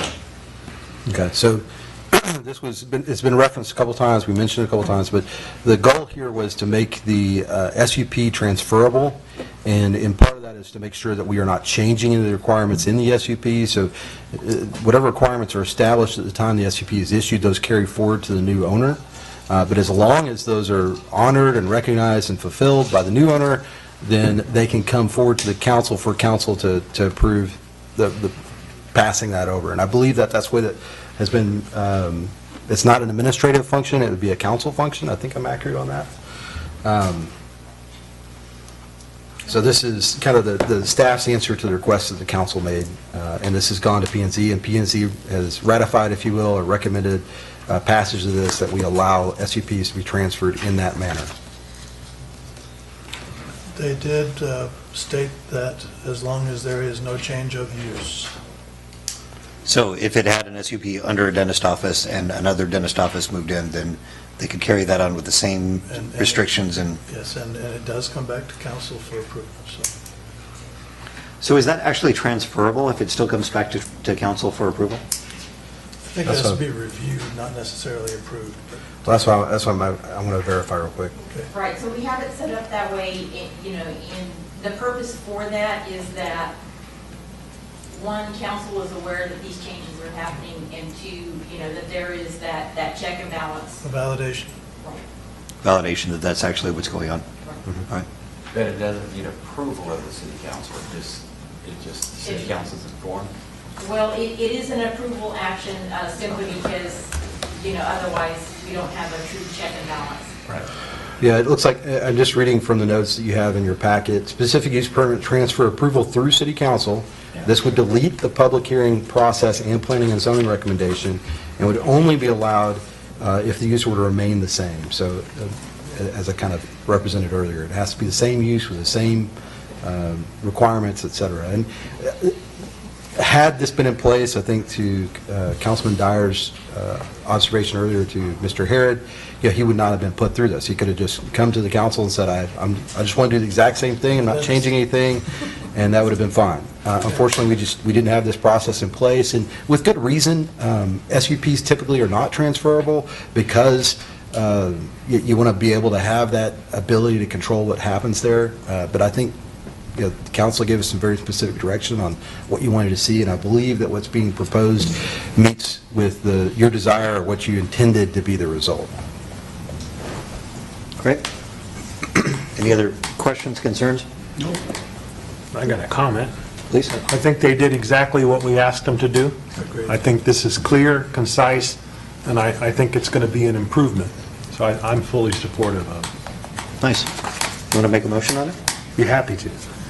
I move that we approve the ordinance amending the Comprehensive Zoning Ordinance, Article 4, Section 9, Business/Residential Transition Areas, and amending Article 2, Section 1, use of land and buildings to establish criteria allowing a special use permit to be transferable to another property owner. Second. Great. Any further discussion? All in favor? Aye. All opposed? Motion passes. All right, and as I walk through, I should have been clear. If anybody wants to, after we go through the public hearing, if anybody wants to comment, if you want to wait until after some of the discussion, just before, if I get to the point of a motion and you still want to say something, please raise your hand, flag me down, make sure that we have that opportunity for you to talk. All right, so our next item, public hearing on an amendment to the Comprehensive Zoning Ordinance, Article 1, Section 7, Special Definitions Noted and Related to Use Regulations, and amending Article 2, Section 1, Use of Land and Buildings, creating a new Article 4, Chapter 11, Short-Term Rentals, to establish regulations and permitting requirements for the operation of short-term rentals, commonly referred to as bed and breakfast establishments.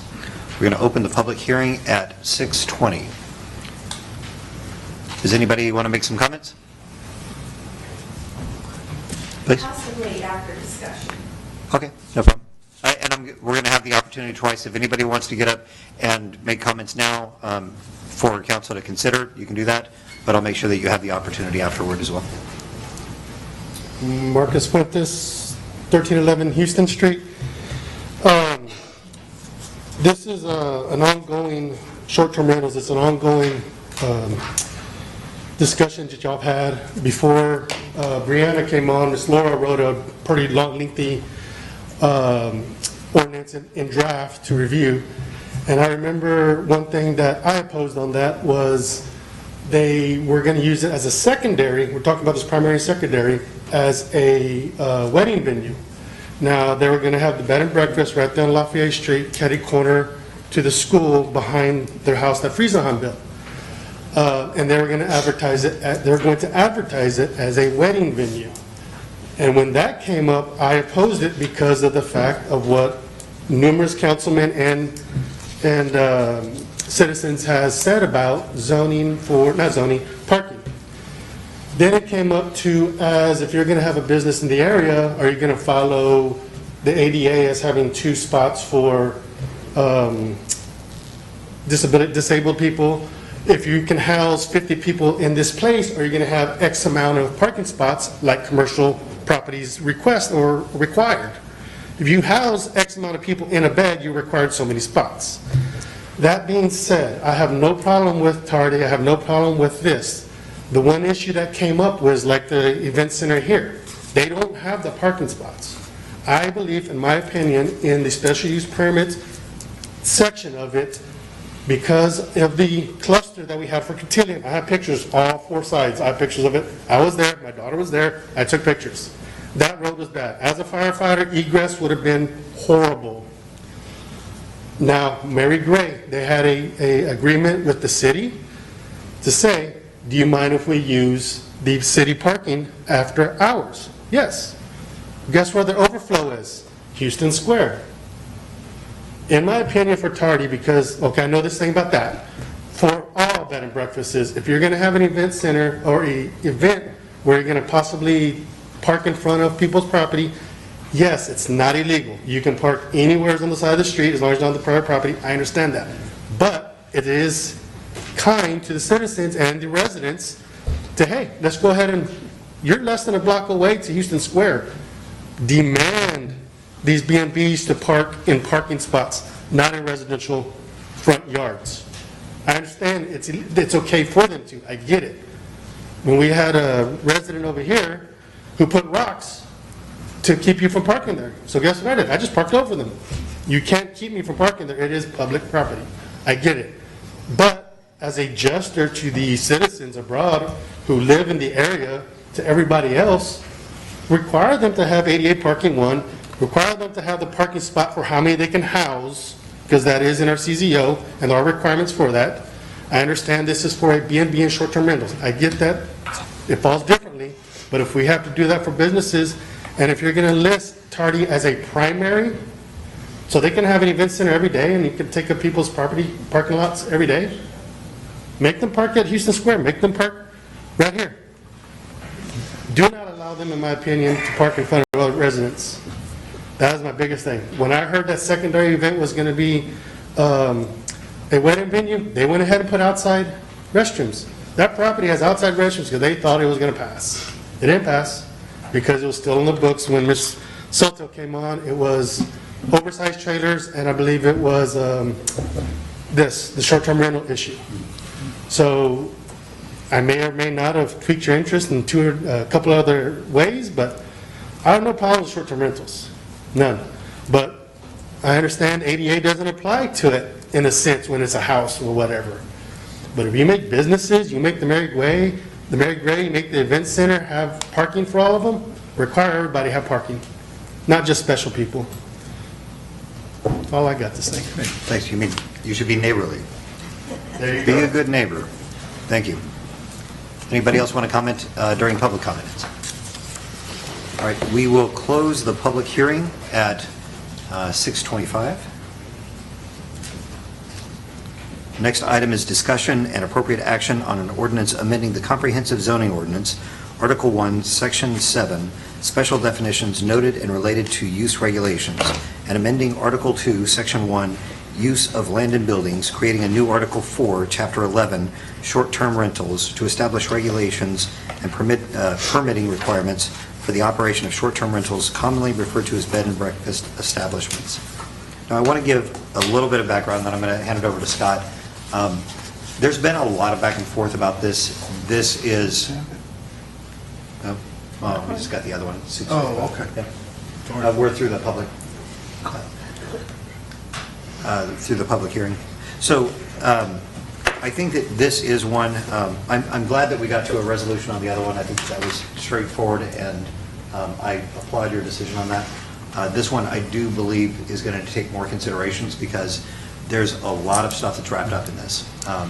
Our legal ability to control that, it's gone through Texas law a number of times, and I'd like the attorney to comment on portions of that. But I think that the bottom line is, I do believe in being neighborly. I do believe that you shouldn't encroach on your neighbors, and that you shouldn't basically turn a nice, quiet neighborhood into something that is unlivable and encroaches on your way of life. So I think that we can also go the other direction and make it overly limiting, acting like we're in Austin, which we're not, acting like we're New York, or even worse, did I say that? California. We are not a big city. We don't have some of the big city issues that they have. So I think that as we start to grow, this is an iterative process. As those issues come up, you start looking at, these are issues of, most of them are going to be issues of number of rentals. Hawaii's got a terrible problem with short-term rentals because it prices everybody out of their homes because everybody's doing short-term rentals. I don't think that we're at risk of everybody in Castroville turning their homes into short-term rentals and pricing people out. So I think that the way that we approach this is very carefully and methodically looking at what we're trying to accomplish and what we're trying to avoid. When I went in front of P&Z, I think that they were actually very wise in the recommendation to get it back to us and say, so give us the parameters. What are you looking to accomplish and what are you looking to avoid? So I think that it is prudent for us to go through that. I think we should walk through that right now, have that discussion.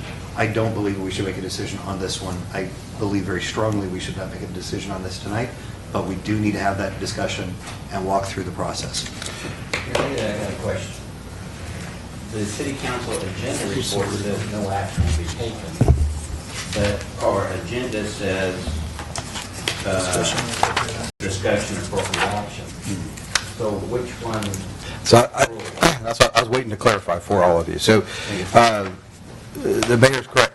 When P&Z took this item up, in light of kind of some of the recent decisions by council where we overturned P&Z decisions, they were a little gun shy to tackle such a big and broad topic as short-term rentals. We've also been given, we had some feedback from the public and different desires, just like you heard the gentleman speak just a second ago about some of the things that he's concerned about.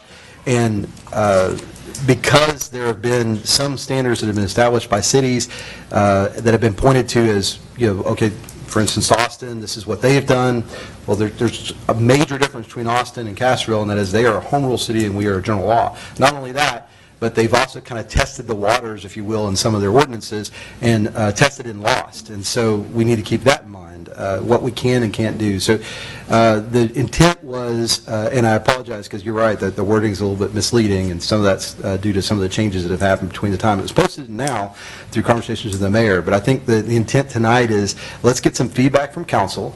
Let's hear get some guidelines and some guidance so that we can take it back to P&Z. And I think very much like what you've heard the mayor say earlier, this will be an iterative process. We need to kind of understand what's desired, and we need to run everything. Once we kind of get an idea of this is what the expectations are, this is what we'd like to see for Castroville, both from the council and from the P&Z, we then need to run that through the traps with our legal counsel, and we've kind of, to the extent she can, I know that Cynthia was advised that this would be on the agenda tonight and has prepared to at least address some of the questions that we're aware of. But the intent, again, was so that you all could have some discussion about this, maybe give us some guidance, and more importantly, give P&Z some guidance that then we can go back to them with and try to build something that will be reflective of what you want for Castroville.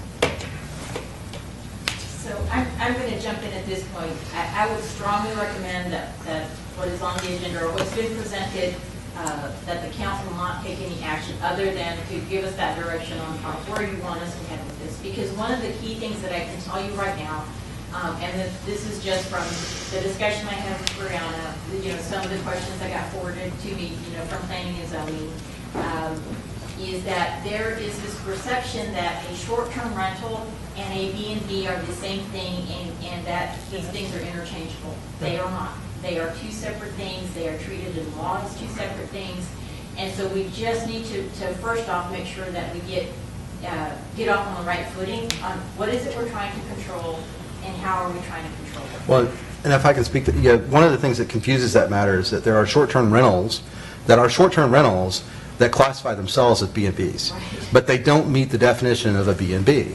And classic example, my parents stayed at a place, I think I shared this with you, and they were calling themselves a B&B here in San Antonio, and it's, there was a sign that says you make your own bed and you make your own breakfast. So they weren't really a B&B.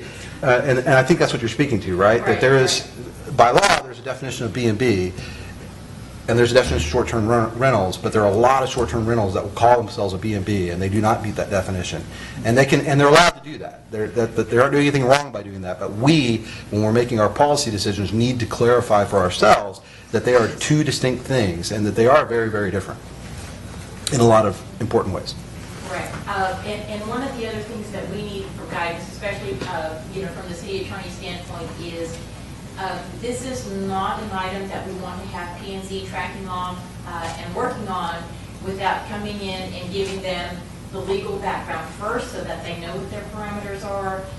And that may be, an item of a training session where we come in and just say, folks, here's the state of the law as to short-term rentals. And then when they're armed with that knowledge, they can go through and make good decisions and bring forth a good, a good discussion and action item for council. Because I think one of the things also that I'm kind of picking up from my conversations with the city administrator and with Ms. Soto is that they're not real sure which direction they can go. So we put in a lot of great things that we think would be great, and so just a brief scan of that was like, nope, no, and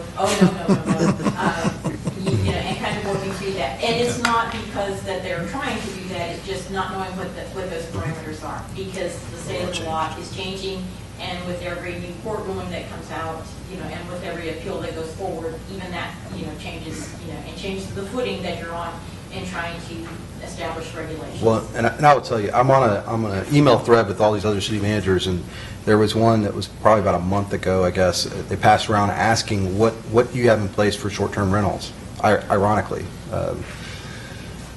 And the replies that came through, there's probably 20 different replies that I read back on this same email thread. And the responses, what was interesting to me is the responses were all over the board. And there was no legal counsel on that thread. But had there been, there probably would have been some pretty significant, comments about what was legal and what, or what's, I'll say what's enforceable and what isn't enforceable. And so that's a trap we want to fall into, and looking at what makes it more confusing for staff, and I think a lot of times for public, when they look over the fence at another city and say, well, this city's doing this, doesn't necessarily mean that it's enforceable. It doesn't mean something that we should try and do. So I think what you heard is a very good suggestion, and I know that our attorney group has a planner on board that would probably be more than happy to come and give us some direction. But with that, would you suggest we just have some general conversation about kind of what their expectations are, what their desires are for this type of Absolutely, ordinance? because the more information we have starting off on a project, the better the outcome we will have in targeting what it is council desires to see come back to them. Right. So I think that we should talk through that briefly now. I want to make sure that we're doing this correctly. So I wrote up a list of things that I felt would be good to approve and to pursue as rules, and some things that I think that we should avoid as rules. I think that after we have this discussion, Scott can put that on the share, and then I believe the right way to do that is to send your lists to Scott or to Deborah, to city staff, not on the shared drive, not on an email thread, so that we avoid a quorum, but to make sure that they get that information. They can then compile it, have that go through Cindy and her firm, and then it can go in front of P&Z as general, this is what we're hearing, these are some areas. And I think it's okay to get that unadulterated. In other words, just send us what your thoughts are, and then let's send those to P&Z, and then we'll have kind of at the same time do some training. Because what it does help is whether or not it's allowable, it helps to understand what your intent is, what your desired outcome is. Because sometimes there's creative ways to go about enforceability, right? So just having your plain English thoughts about kind of what you want to try to achieve with this would be very helpful. Great. So do you want to have more discussion tonight, Mayor? Yes, please. A question about law. Does law address the issue of, for using a private dwelling for short-term rental, does the law specify whether there needs to be a permanent resident in the property or not? Or does it even talk about it? Right. So there is no state statute that says this is what a short-term rental is, and it includes, permanent residency or not. But there is case law that speaks to that, and there is case law within the different circuits that is even different amongst itself as to what that is or isn't. Because it would seem to me, we as the council would want to decide whether that would be a requirement. If you allow a property to be used as a short-term rental, and there's nobody residing in the property, it could be somebody out of town, could be a corporation, could be anybody, anywhere that owns that property that's doing it. So that's a point of consideration. I personally favor the idea, if it's legal, for us to say you must have a permanent resident in the property. It's just one point I'd like to throw out for discussion. Thank you. I think that point has been addressed. I have the verbiage from the Third Court of Appeals that says, the ordinance provision, this is talking about Austin, banning non-homestead short-term rentals significantly affects property owners' substantial interest in well-recognized property rights, while on the record before us serving a minimal, if any, public interest. And this was with regards to the city ordinance, which essentially banned short-term rentals for non-homestead properties and outlining how guests can use the rental properties as unconstitutional. So the court was I think, pretty clear on that, and we can ask our legal counsel. What I would say was the court was very clear as to what was within the city of Austin's ordinance. Which was very rigid. It was. So, is there some leeway there? Perhaps. But that's one of those things that you tell us what we're targeting, then we'll go through and do that legal analysis and say we can get there, or this is as close as we can get. Herbert, one of the things, if you look at the existing, the ones I know of, the existing D&Ds, the short-term rentals that are around, the majority of them are just individual houses that people rent. And there's nobody living on the property. They could be living in Castroville, they could be living somewhere else, but there's,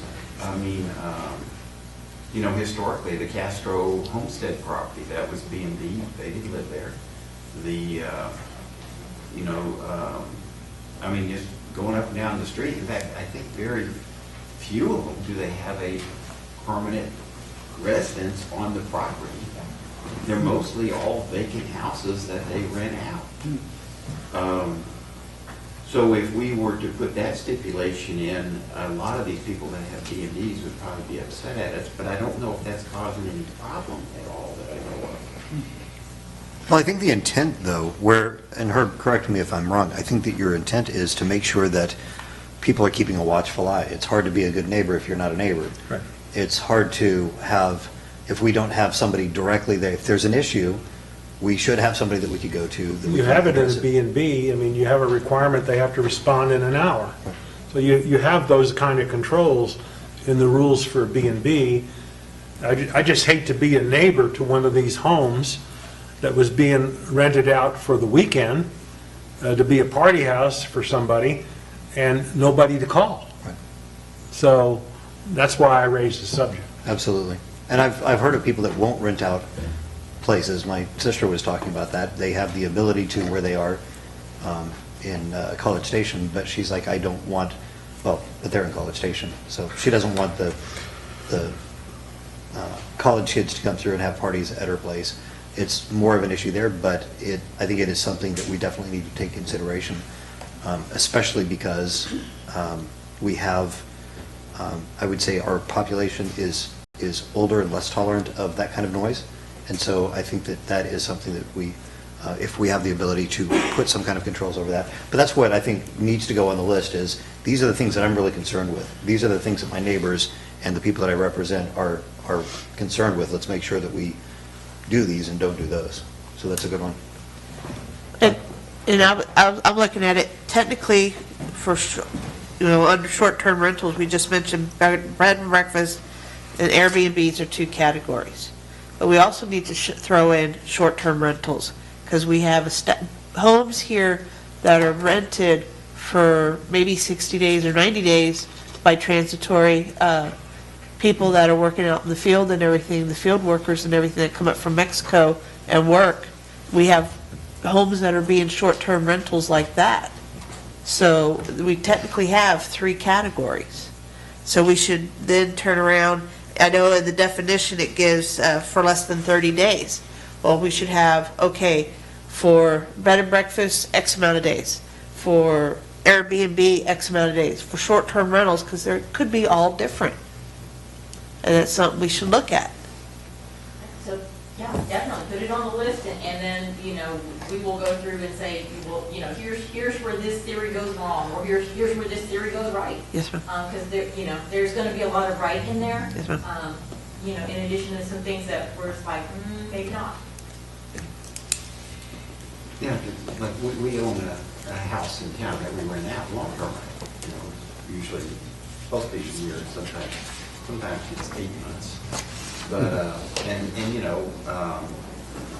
the neighbors all know who own the house, and as well as these B&Bs around, the neighbors all know who own them, so, and so far we've always had nice renters, but, when you start talking about 3 months or 8 months, but it's something, again, we can be a little careful with what we do,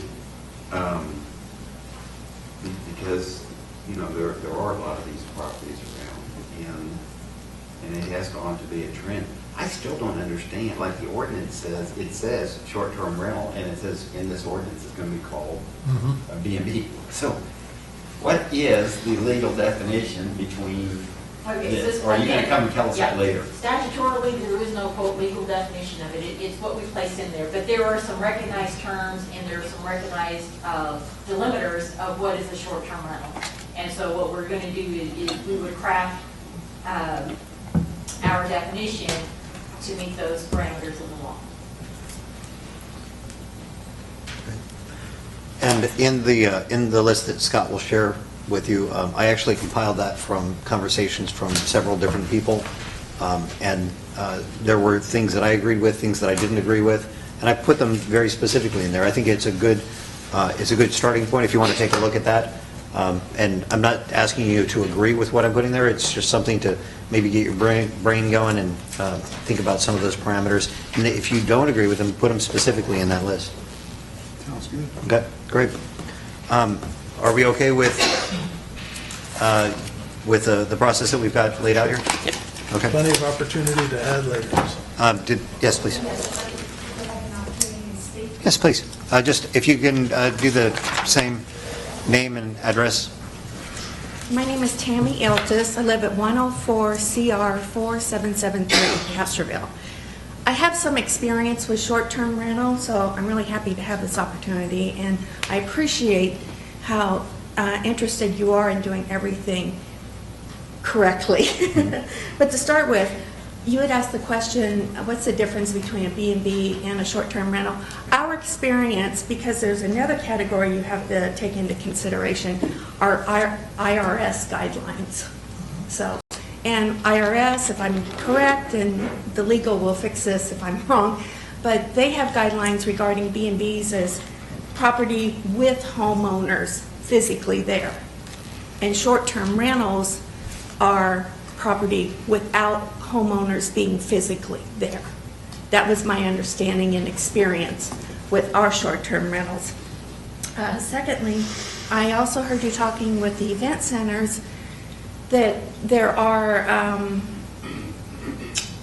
what did you call it? Grandfathered because they're already existing. So there are short-term rentals in Castroville already existing, and some of them are existing on private property, not commercial property. So if that will be considered and possibly grandfathered, that is a request that as short-term rentals we would have. And also, personally, we have rental property, especially with the revitalization coming through. We know what that's going to do to Castroville, and I think you all do too. And it's going to do amazing things for Castroville, but it may not feel amazing to everybody that wants to keep Castroville exactly as it is, and that's certainly understandable.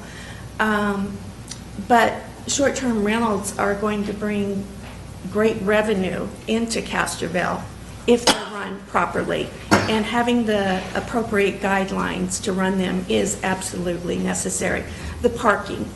Short-term rentals in Waco require, if you have 3 bedrooms, you have 3 legal parking spots. If you have 5 bedrooms, you have 5 legal parking spots. So there are some cities that have some good guidelines out there that maybe you can piggyback off of, take into consideration. Because I agree, short-term rentals are in the residential areas, and neighbors should not be burdened by this. It is a business. So these are some of my concerns, and I appreciate everything you all are doing in your considerations. Thank you. Thank you. And you are in Councilman King's district? Yes, Okay. 3, right? Is it 3? That's what I meant. Yeah, so I'd encourage you to reach out to him. All of our contact information is up in the front if you don't already have his. But reach out and make sure that you're expressing this. Okay. And it's just, I look at your representative. I mean, we're all representatives of the entire city, but it's just easier to have somebody to coordinate with on that. Okay, to now advocate that's for where I you. personally live. That isn't where we have rental property. Is that okay? Yeah, it's just making sure that you have an advocate. Okay, great. If you, and my phone number's on the website. Okay, good. Thank you. Thank you. Thank you. Anytime, any of us. Okay, anybody else? Throw me under the bus. I'll put you in the driver's seat. Yes, please. The list that you mentioned that you distributed with your guys' list of things that you care about, can we see that or share that? Is that shareable? Sure. Just grab my email and I'll send it over to you. And to understand, what I have is what I've put together, and I actually don't get a vote here. So. I still need a name and address for our minutes. Jenna Campbell, 402 Houston. I'm sorry, what's Houston? 402 Houston. 402. Cantwell? Can I ask one more thing? Let me just finish with this really quickly. So, oh, no, it's all right. So, yeah, if you don't mind, just, if you want, you can send me an email. It's mayor@castrovilletx.gov, and my card's right up there, and it's on the website, so. Okay. And I'll send over what I'm recommending, but that'll be a portion because we don't always agree on things up here. We do a good job of finding compromise in that. I just don't want my word to be the expectation of what will come out finally. All subsequent meetings will be public meetings, so when this comes to P&Z, hopefully there'll be a compilation of ideas from council, and it'll be expressed that way to P&Z, so I'm sure there'll be lots of opportunities to listen to and weigh in on this discussion. And those, if you're not getting the announcements, they are on our city website. You can find the schedule of all of the events that are coming up. I think that the chamber's been putting it out. The chamber has at least the city council events on their calendar of events. Okay, please. I just had a request. The lawyer talked about having clarification of laws regarding short-term rentals. If the public could be invited to that presentation. That would be during the P&Z meeting, right? Yeah, that training will probably be a public The training. training would be in public, open session. Okay, Now, great. what I will say is that if there is any legal analysis, the answer is no, Mayor, we won't share that with you. We will only share it with the client. Right, okay. But just the clarification of what the law says, correct? Sorry, do you? Again, what's available and we present to the public, that's for everybody's consumption. Okay, great. Thank you. Great. Anybody else? All right, so we will then move on past that one. No action, correct? All right, next item, executive session. So the city council will meet in closed session under provisions of the Texas Government Code, section 551.071, entitled Consultation with Attorney, and section 551.085, entitled Deliberation Regarding Economic Development Negotiations. The items under discussion are West Side Stories, Happy Hills, Project Entrada, West End Wings, Alsatian Oaks. We're going to go into executive session at... There's more. What's that? There's more on the next page. Oh, and also, thank you. Almost got myself into trouble. Also, competitive utility matters pursuant to section 551.086 Texas Government Code. The City Council, as the governing body of a public power utility, will meet in closed session to discuss competitive matters, including bidding and pricing for purchased power agreements, electrical power pricing information, and plans, studies, and proposals for system improvements. Thank you, Herb. We're going to go into executive session at 6:51.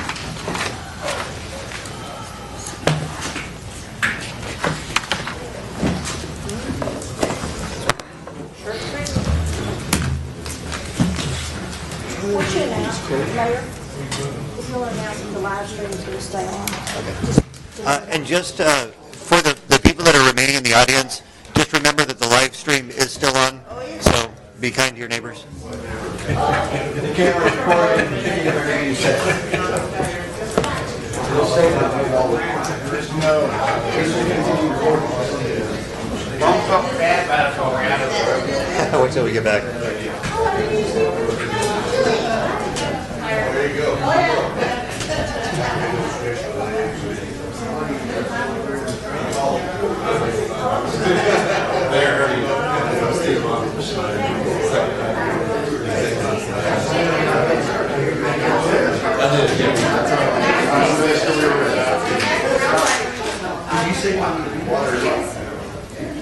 So it's like, I don't want you to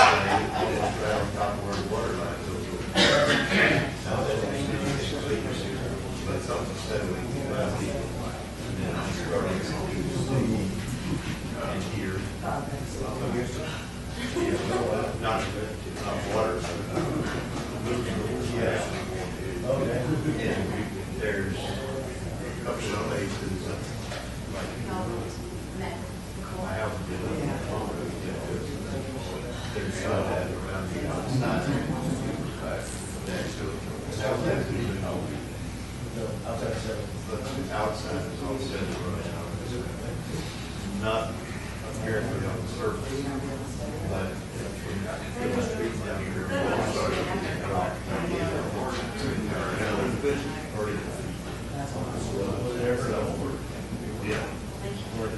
street when you're, it's always big. This is where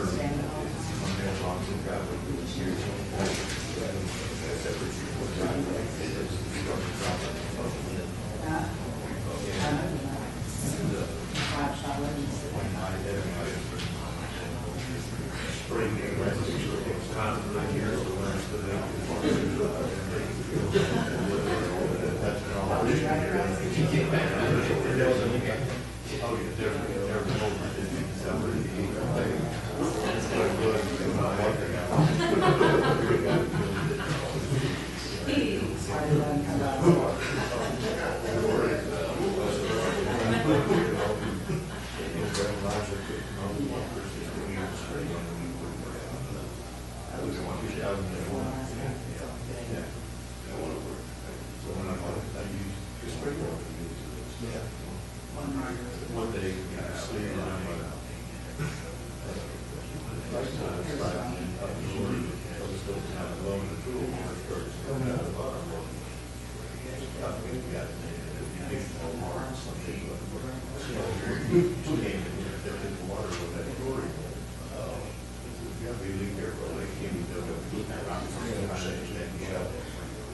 December 12th, it was there in one.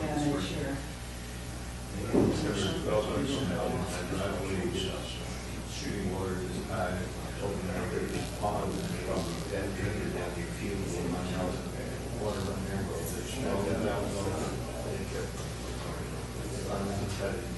driveway, this stuff, valve down there, shut it off the water.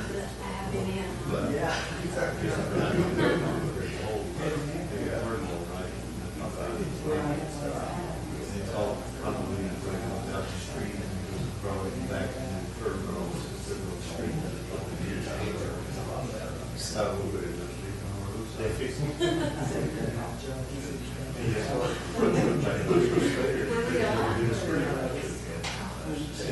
December 12th.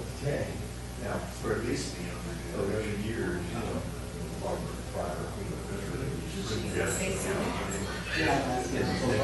All the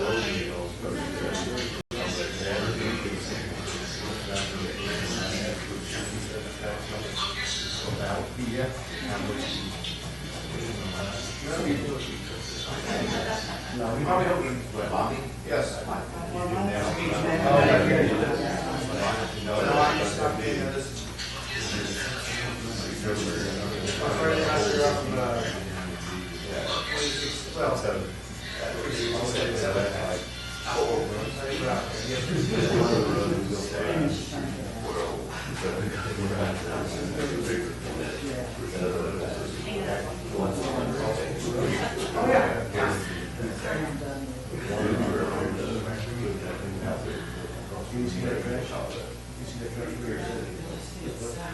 Well, it's, the tax code, they're right, they are so, the settling of the pavement was long early, where all that little repair.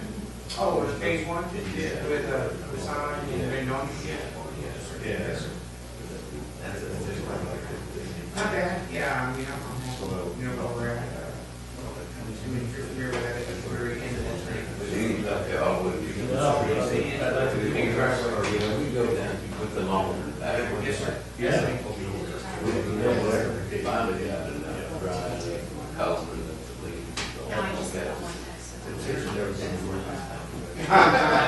I put it back for a reason, you know? Yes, ma'am. Yeah, I put it back there, so it's got real nice. I've known him for probably 7 years. I'm just not.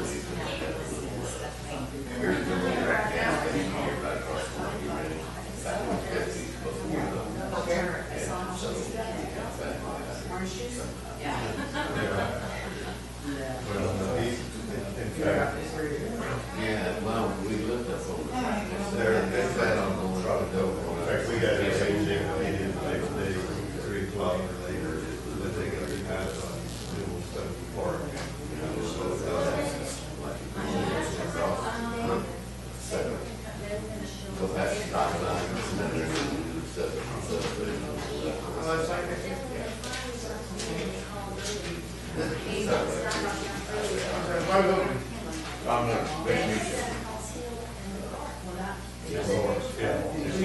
They came earlier. Well, certified. Put the parts together. In fact, actually, suits. Oh, do you? They had called me, talked to Marvin about our reindeer. They said he showed up, Marvin was dead and died the day before he left. And they were told. Oh, yeah. I don't like that.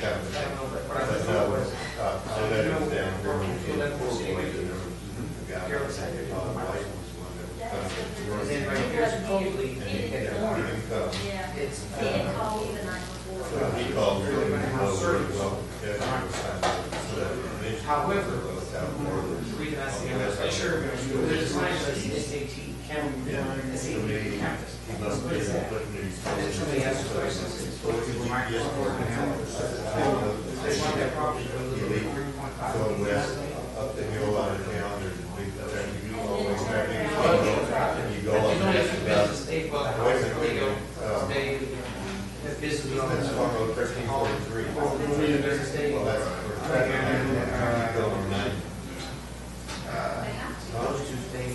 there's a hotel up there. You want to stay with us?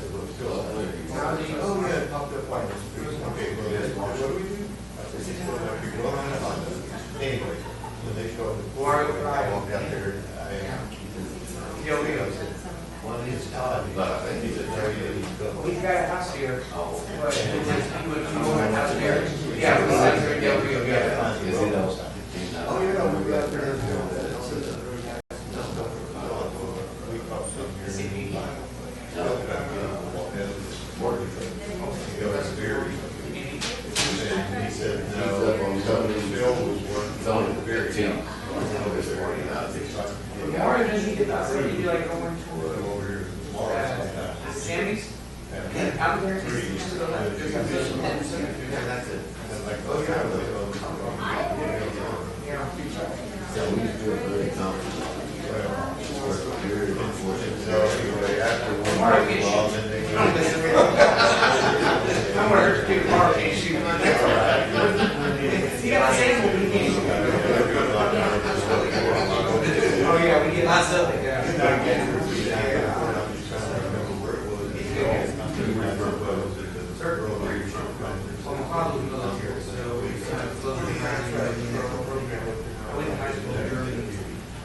And they're being actually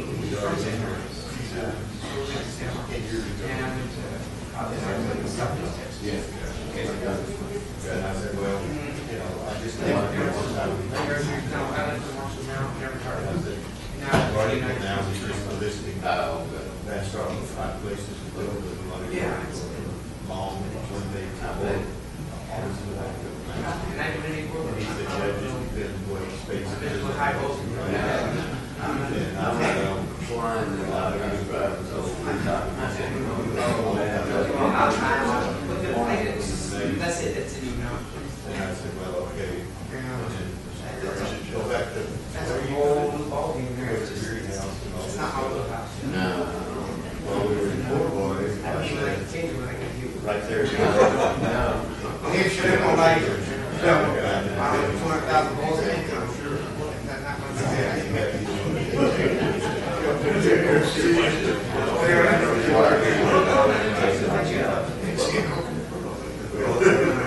It's only 8 seconds. So we opened it up with the horseshoe. I retired in 2000, showed from the outside, so we took over. This is the horseshoe. Because all your standing around here. I had been here before, but it's all that night before we were off. I made a show about zoos here. You know, all this stuff is still here now.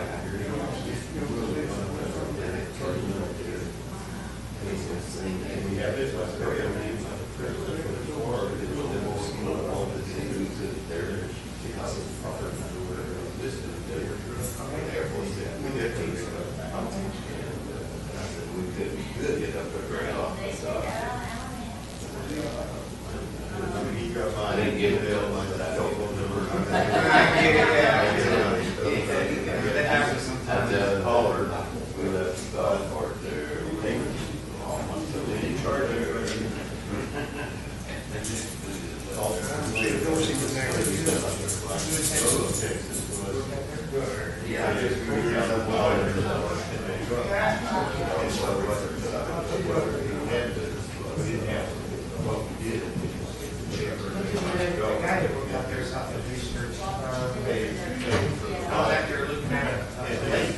They did, and which you guys can't do it.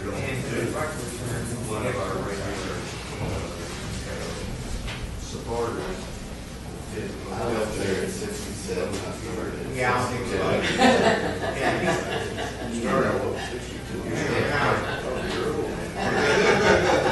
Put him on back then. You gotta be these guys in a year or two, you know? It's been nice to meet you. It's very nice to meet you. Thank you. Be safe out there. I appreciate it. Thank you. Or whatever you want. Somebody out there.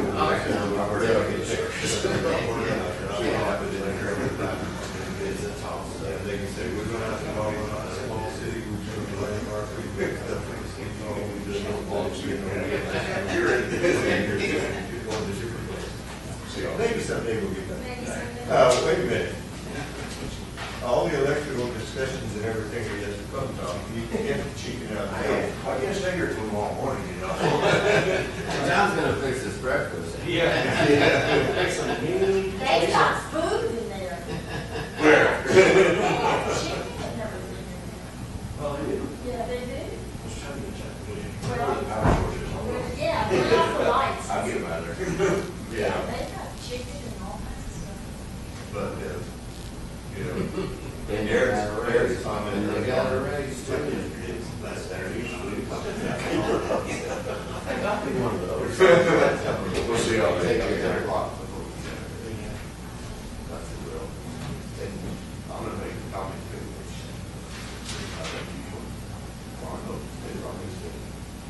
Your mayor is supposed to be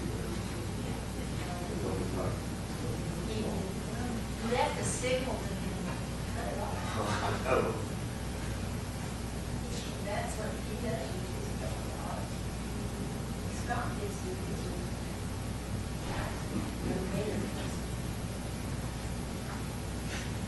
And some stuff is right at the end. I mean,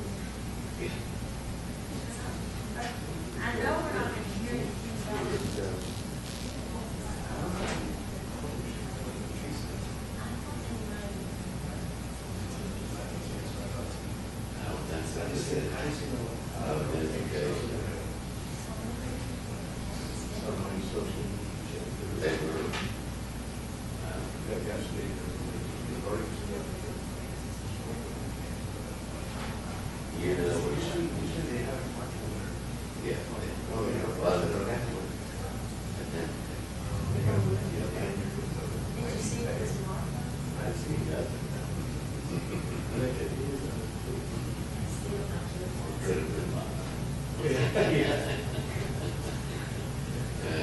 Well, I did bring you a tree for it, please, I didn't stay for all that.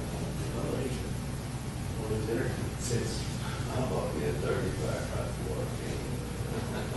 30-pack? My wife would not let me have it on the truck when I left. An energy bar. Yeah. Literally bar, yeah. That kind of energy. Yeah, you did it. Come on. This is it. That's what you drink. That's what you take with you. She has no sense of humor. You'd think after 58 years, she'd have a sense of humor anyway. I put up with me. Oh, I said, I've never heard all your jokes now. You repeat them. No, they're in executive session. You know, I'd like to ask some questions sometime, but I think I realize they can't respond. Yeah. But correspondence, they don't respond. You don't respond back? Well, just ask them and then tell them to respond back. Call the person, go to your house. So that's what you want. You know, after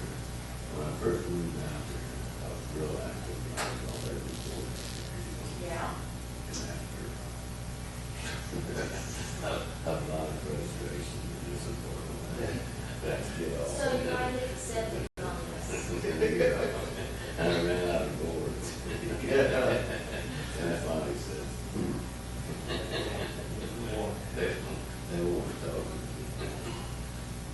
I love Philly's individuals, they always, not being able to respond, have to respond. Chicken questions. I got back in the basement. How you doing? Okay, how are you? Still crazy, but that's normal. Population. Yes. This text or email that you sent out. Yeah. What percentage do you think that responsibility? Everybody should sign up for. That's not a lot. But we're having made it public. It's another sign. You guys. It was in there once, but Yeah, I mean, like like, years ago. yeah, when it first happened, I mean, I'm not on it, in fact, what was got pictures. I called my, well, I saw it on this, like, Channel 12, news on Monday. Knew that they leaked because all the water was standing down here, so I was wondering how it comes to. I called my sister-in-law, and wrote it down in an email, it wasn't sister-in-law, I called, it wasn't fucking. Are you going on your water? I just saw her. If I would have seen it on TV 5 minutes ago, no, and no, and no. How did she know about it? She saw it on Channel 12. Oh, okay. Yeah, well, I thought the eldest one, the third officer, and she said, you want it in the water. It'll be a while. They bought it in the water. Yeah, take the last one. They're still out there. Oh. Anybody or just the two of them? You should go get interviewed. You guys gotta take AJ off that backhoe. He's drinking too many buckets. I gave him the, he do it. They don't look like That dude's out there worried about not kidding him. Cut it off and I think he's working on it. So I read notes on them all the time. But yeah, it's. I guess I figured I'm not on any of that stuff. In social media, I don't use my phone for that. All I use it for is telephone, texting, and taking a few pictures. Hello? Goodbye. I Google it right now and then. I don't even have my phone set to get on the computer. I believe it. I Google every now and then, My girl said that Daddy, you were the dinosaur of the computer right now. You're the dead dinosaur of the computer. Well, there's no hope for you. I was having trouble with my phone and the battery, and I figured over and got a new one, and the guy, this was like 2 weeks ago. And said, have you gotten the notice or paid attention to them that February 28th, their phone's going to quit working basically? I said, no, why? He said, well, yours can do 3G and 4G. So when they jump everything to 5, 3's going to quit working, and 4's not going to work at all, so basically your phone ain't going to work. You'll have some service, but it'll be sluggy and all that kind of stuff. So he said, how they would do that? In fact, there was something like this. But that used to be the United States election. That's exactly right. The United States election today. Well, probably in March, and I was going to watch it. There was something that was on the news, I think it was on Channel 12, today, and they were saying tonight, at the 6 o'clock, they were going to talk about the issue of the phones not working in the 3, 4G being gone, et cetera. Anyway, this guy, I mean, it's a phone business over there in San Antonio. He said, here's a phone, it bumps you up from what you have. It's not the newest in the world, so it's a brand new phone. But he said it'll handle 5G and 4G. So if you want to buy it today or later, I'll sell it to you for X price. Mark down $100 from what we have right now. So let me think about it. And if I wake up, so to speak, tomorrow and my phone doesn't work, I guess. You're going to go and get a new one. They just sent me a notice that mine just got paid off. So, You know, And I didn't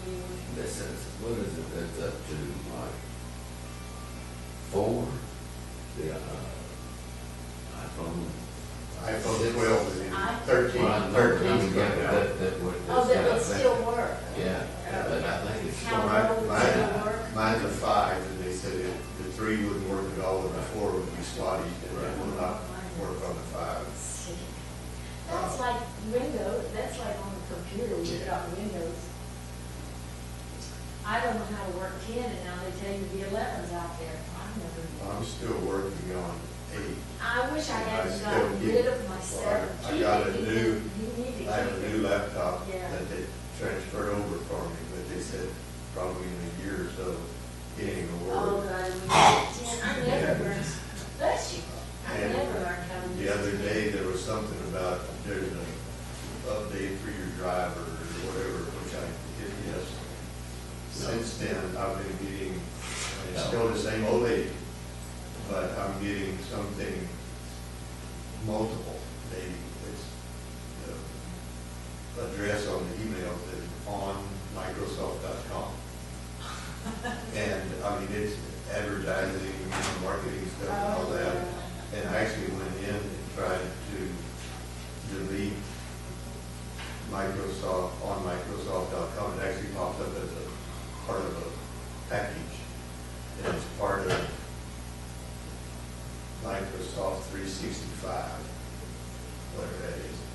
And it said you can go delete the whole program, but here's what it will impact. Well, again, yeah, I get on the internet for that, or email and stuff through it. But I don't use it for hardly anything other than that. Well, I'm gonna say something, Darren knows, you know, all that stuff. I'm gonna say something. If I delete a bunch of this, You can do, yeah, you is just it stuff going that to you, yeah. screw up my phone altogether? I mean, my computer altogether? Yeah. Something happened to mine the other day, and I keep all of my stock market activities. in my Something computer. happened. Did you get hacked? I don't know, I lost the whole spreadsheet, and it was all my data for the last 7 years, and it's day-to-day activity. I called the guy I worked with, Wells Fargo. Hey, Jim, I need a favor. He said, what? And I said, I need you to send me a copy of my information. He just cried. To see your backup. Yeah. Well, there was something the other day that popped up on mine about you should, I don't remember if it said you should or you will have to start using the cloud as a backup, which I just clicked it off. It's what I use as backup. I'll put everything I'm gonna save on the thumb drive. That's it. Yeah. So I've got lots of thumb drives. Yeah. And I can always get it out and plug it in if I can look at 2 of them. It's scary to trust that cloud. I tell you what, when I was in business, we were back on the old tape backups. And I told my secretary, back it up, back it up, back it up 5 before you go home. And we can't afford to lose this stuff. No, it's just, But We're getting old, is what it is. we're not, you know what it is? The world has outgrown us. Yeah, well, maybe it. I mean, it's kind of like, you know, when you're growing up, you play pee-wee ball, and you can't So wait till we're you still go. back in pee-wee ball, is that what Well, you're saying? we're not too far from it, believe me. We're back in pee-wee ball. Yeah.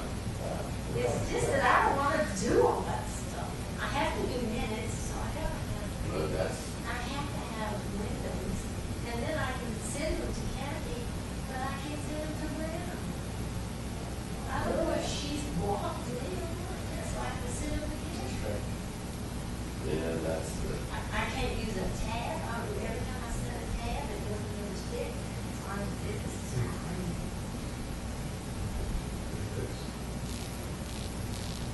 I'm like, use the dinosaur kind of thing.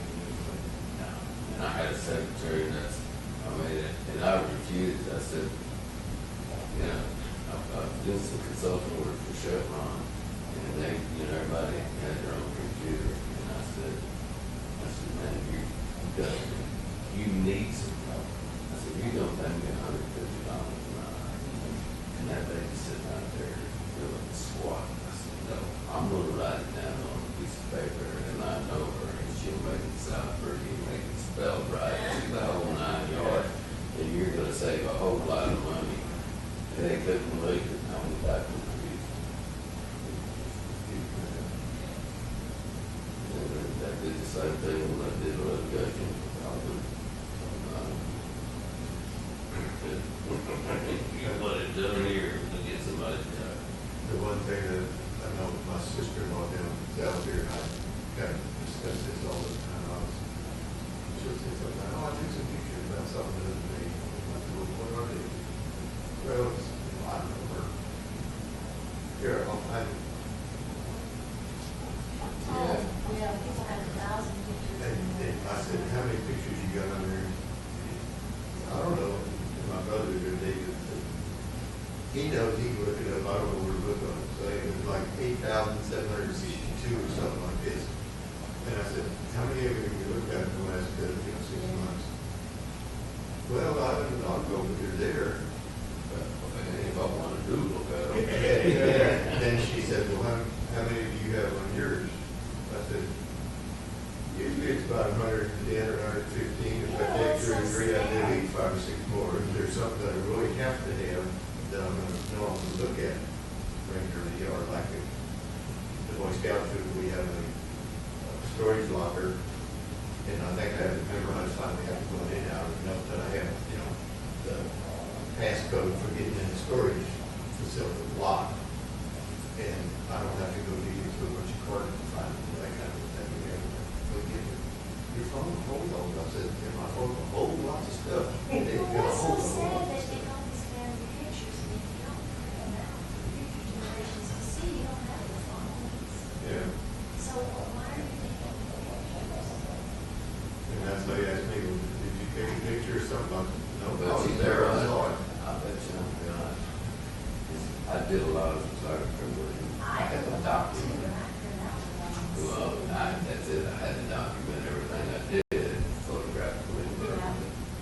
And, I've got, this was special that I thought was special over the years. I bet you I got 2,000. The kids can do it. And they're all 8x10s because that's what we did.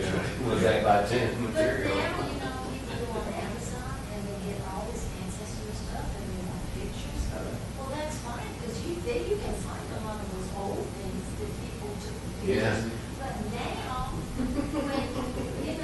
unless they've got them up in the cloud or something, somebody's gonna want 25 years to see his baby picture, well, it was on somebody's phone. It never was printed out. I still got some of those that used to take the, Yeah. developed, and they're non-developed, they're plastic, those things. Well, we- And slides. Yeah, that's right. I do a big slide, Slides, you know. every 5 million Fish, you slides. can see it at some point. Now you can have them all digitized and put on, CD or something else that you can see them and you can use them. But my older brother's got, I bet people don't. my older brother's starting, they live in Hong Kong and travel all over as far as vacation. He's got, I don't know, he's done 45 or something carousels or 80 slides each. That's a whole bunch of just pictures. I'm sorry, I looked at them, I take them and do them all everywhere. I've got a machine sit here and do it, that's what we don't do. I think that's good for you. Okay, well, how we get started? This is about like 2 years ago. You got the project done? No, I hadn't decided whether I want to buy the stuff and do it myself. I said, but we did, but it time we get around to it, I said, take it to Walmart or somewhere, that cartridge time, and just say, look, something, and then when you come back, then you can see. The biggest problem is with that, but if you didn't document what you had on that slide, you had to remember it. That's the problem, you see the picture, but you don't know what it is. That's like printing a picture and not writing on the But, back what what it it is. is, I know. Or who it is. Yeah, I do. So you've got gobs and gobs of these ancestor pictures, and you're over there. I've got tons of pictures. I mean, I travel all the time all over. And then I drive on the back. Have we reconvened yet? That one's probably gonna take 40 minutes to an hour. Oh, yeah. He probably, is that bad? So, Who are those guys out there? there are people that go around, they take film of things going on and stuff like that, and they sell it to newspapers. They sell it to newspapers, ASAP. Yeah, I think that's on their list. Is that what's on the list? That's probably why we're here. Who?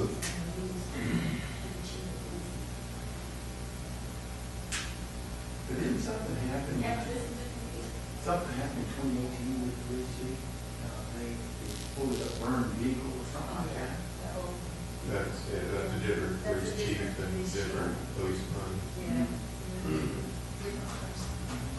I can't believe they haven't come out to interview Ross. Why? I don't know if it's true or not, but I understand he's settled up. Well, let's see, Ross. That's Somehow what?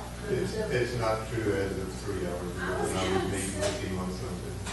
But I don't know. Because I asked him specifically. This was one of his employees. Property or the business? He said, we're discussing some of the things, and nothing's happened, and it's not necessarily going to have anything to do with it. I don't know, but he shouldn't have had that meeting with all his employees. That was out of his mouth at about 4 foot. They got a different word. Yeah. He should have told them the truth. It's only a joke, y'all don't Just kidding. Do you live here? Well, I live in Tracker Ranch. Oh, okay. And tell you the truth, I've been living in Tracker Ranch now 8 years and about 8 years and 4 months. I thought there was no such thing as a city council or something like that. I thought it was Medina. In the county? In the county. Because you live in the county. And, well, you know, see, I lived in the county when I was in San Antonio. But you knew that it happened. And then come to find out, I got to looking on Facebook, not Facebook, but just on it, do they have a city council? And I saw these pictures pop up. They do. And then I saw that article today, and it said they were going to have city council meeting. I said, hey, yo, so I come down here, and they go in the executive session. Yeah, they're doing another one too. Yeah. And then you don't know, then they come out and they vote on something you don't know what they voted on. No, they come out and there's no action. Yeah. Well, we do this. We do something similar on our, but we were doing an executive session at the close of the meeting. It's something we're going to table. Go to executive session. I'm the president of our association. So we're going to say we're going to do an executive session on this particular item. We're going to table it and do the executive session. At the end of the meeting, you know, this thing, so we'll set up a meeting some other time and we do that executive session. We will open another special meeting in between to let them know what happened. But we won't do it in between the meetings. Unless you pass our lunches. Well, they have And to. blankets. Blankets, you know. This is strange though that they're having two. That's. I think the first part's more because of legalities and having an Yeah. attorney around, where the other one is more just the discussion and evaluation of the three top level Yeah, the last staff one. members. Yeah. I want, And I wish, I subdivision. hope they say something about it. I want to know. No, that's what I got thinking to come back. Well, that guy, the doctor, the people talk business. How many times this thing been tabled? Well. They've had some action, but they also tabled. Because he's also had to come to planning and zoning before it gets this. He's really given 6 weeks. Yeah, it was, that's kind of convoluted. We'll see.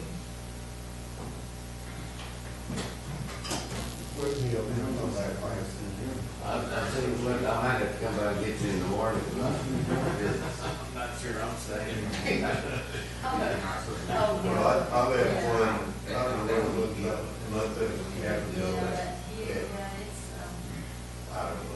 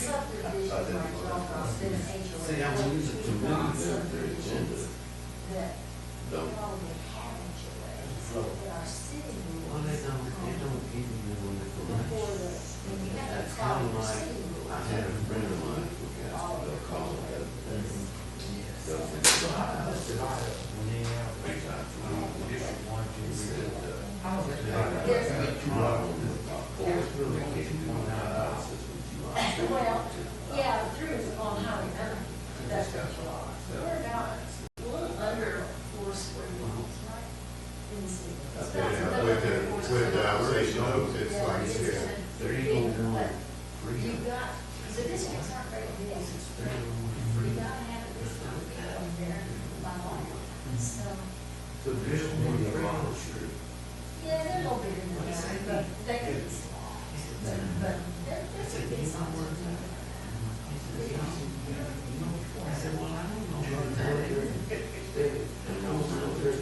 I was reading, it's like it's off, but then it's not small. It's not small, yeah, it's big. Part of the story is, this is generally a big thing. Can't get you where you're going if you don't know where you want to go. So, I mean, it fulfills the obligation of that. But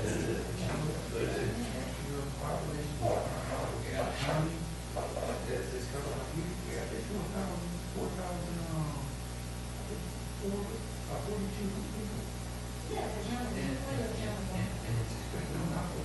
County-wide is 62,000. Oh, is that county like that? The entire county is 62,000 people. But then, If you do, just Castroville. Castroville is. Castroville, this they give us for our mailing address. Well, see, that's people. that's the whole EG. When you, Yeah, zip code is totally different, right? Zip code is not the city. Because you can meet somebody in that county and, oh, well, you're from, oh, I'm from Castroville. And you ought to know this person and this person and this person, you know? But, no, because there's county people's address is Castroville. So you, Medina County has 16 zip codes. So they're scattered all over the place.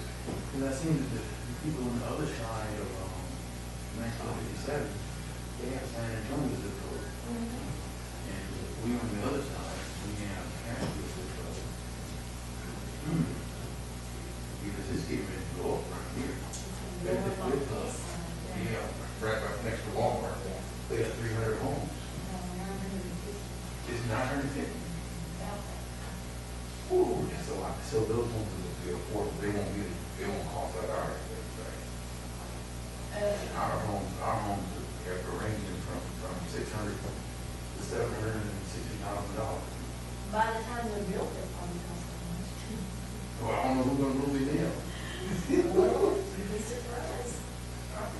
Sales in town for pretty good prices. Wow. We'll see who's gonna live in She said 930. 950, I think, plus a pretty big retail store. Oh, retail centers going in too? So they'll build on houses and put the give to them. No, the retail center will be about your house. Man, so at least that'll give us some more stuff to go to. Yeah, I understand, it's gonna be Chuck E. Cheese. Yeah, I know. We don't have It'll be a it. chicken place. No, they got too many chicken places now. They got Golden Chick, they got Church's Chick. No, that, no, they easily get rid of that. Well, I like fish plates. No, Grady's, what about Grady's coming out? I don't know. Have you That's ever tried another Grady's? bonus. We don't get a choice if we go down and build the restaurants. Is that right? Well, now they look at it and it just is like a place to They fit. do all of their research. They put a lot of business out here on Dragon Road, like they said, they get a lot of, you got the HEB, things really started going up. We got UPS store, everything. Because it used to be a country road. Yeah. Yes, that's what used to be. Used to be. They used to ride down here when we came. I came back here in '97 from Germany, and my wife and I would ride our bikes down that whole thing. It just not the old. Now, it's like, yeah, but it's that's kind of cool. If you go to South Florida, That's the delay with that, but I got it. You smile all that cross. Oh, you go way over. I came here, I was first here in '79. First year in '79, and I knew it wasn't that big then. Later, going out, one of my friends bought a house out there. I can remember when it was 114. You're not that. Yes, I am. No, you're not. When I was on that south side of San Antonio, I was Was you anywhere near the Toyota plant? not that close. Whereabouts on the south side? I was by Michigan. No. Because my mom's family was around South Preston. Okay, I was in the Harlan down. Okay. They were more Grocery store, right? Well, you know where the Allen Stadium, right there, Cherry in Indiana, right across the street from St. Michael's Church. That's it. I remember when you could walk across Military Drive. No. Now you know what. We called all the kids, all the kids folks lived on the south side. Mom and dad lived on the north side, so they were south side rats. They lived by Turbo Swift. Yeah, we used to go there, but well, they wouldn't let us go there, no, because we were too dark. Terrible wells. Yeah. I remember the first time I went to the military drive, I got a knife stuck in my throat. You did what? I stuck in my throat, I was like, what are you doing here? I'm leaving. I don't need to. I don't know why I'm married. I'm just going. Those in the 80s. Where at? It was close to that Bob's or Bud Jones. But, I grew up right behind Bud Jones. Right on Commercial. where'd you go to school? Arlington? What was it, Arlington, United Methodist Church last night? Or Boy Scouts meeting? I would have been in the first graduating class in but they gave us the opportunity to go to Colorado and graduate because there wasn't really enough first year, so we followed all the boys and all the girls followed all the boys because they all went to play football. I remember kids in that troop, they talked about growing, and I made a comment. When I was a kid and we come to San Antonio, when you got to Loop 13, you could see San Antonio. Right. Several miles inside, and we're like, what are you talking about, Loop 13? I said, signs are still there, you drive on it every day. No, they didn't. The next week you come back and tell me if you saw a sign that says Loop 13. Well, they came back, well, you were right. What you were saying, how far? Yeah, you were almost, you could see San Antonio. You can see the transit tower in some places. Well, the 13 was originally the military, right? That's it, That is, you know, yeah. that's all the way to connect the bases. And then I said, well, when Loop 410 was built, some of us drove around it just to see where it went. And the only civilization along the loop was North Star Mall and the airport. You had to go inside about half a mile to find the town. You gotta be kidding. No. 1604, you didn't exist. It was a dirt road and it was this and it was. From 35, going 35 across the military, once you got on the other side of 35, there wasn't anything until you got to line. Yeah. There was nothing. In 57, they took 35 south through the north side of San Antonio. We lived over there by St. Mary Mountains. And they took our house and we had The city took our house. I grew up on You know where Don King Did you? was? Leon Brad. Where'd you grow up? about 2 streets down, wasn't it? The San Monica, the Santa Ana, and then. Where'd you go to school? Edison. Well, Yeah. I mean, yeah. Well, you went to the new Edison. Yes. You had the old Edison, it was over there on West Avenue and all. Yeah. Was Whittier. Whittier, yeah, yeah. God, y'all must be old. I haven't met you, sir. My name is Mike Pence. And I am Van Johnson. Last name is Johnson. Nice to meet you. You know, man, John. You're John? Yeah. John, and this is Mike. Not Priscilla. So, and I never remember your name on the long life. I said, That lady, you know what lady I'm talking about. She says, what You know where Don Pedro's is? Yeah. Okay. Oh, yeah. When you're at Don Pedro's and you look back, there's right there, okay, commercial, and the first street is Grosvenor, that you go under. Our house sat right where that drainage ditch is, facing Grosvenor. That city took our house out and built that drainage ditch.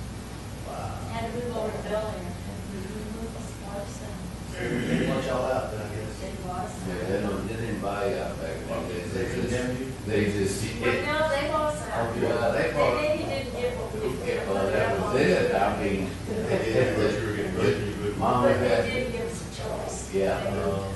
yeah, you But had they still to. have those used to be a little grocery store, right? Yeah, that's what Yeah. Mama. Is that right? Well, it's Mama's. You two made it each other. Yeah. She was a Pedragi. You might remember her name. I know the Johnny's on the school. Which one? Johnny. He went to Uncle Johnny. My brother graduated. I believe that him. They're all dead now except Sonny. They're- Mama yeah, was the they're- oldest of 13, and Sonny was, David was And the youngest. one of my best friends, her son married the Johnny. Johnny's daughter. Oh, And I can't remember. Yeah. we Mine, went to school with all of them. hey, Johnny's daughter, what was her name? Was Bonnie. Maybe there was more than one. That was very interesting. So, yeah, that's cool. Oh, that was the wife. That was Uncle Johnny's wife. Yes, Bonnie was yes, Bonnie. yes. So, yeah. And had 50 cousins, first cousins. Most of them were mine. I think we've lost 4 first cousins. Yeah, went to school with those people. Boy, you're here, lady. You've been working. Yeah. You just haven't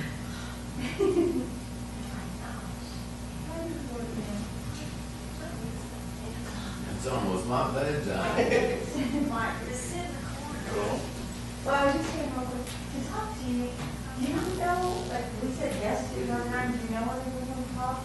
I do not. I haven't heard from Cindy again. Okay. I'll see if I can give her a call this week and see what they're doing. Because they were going to kind of redraw everything, I think. Yeah. We're going to come talk to you. Okay, because I was like,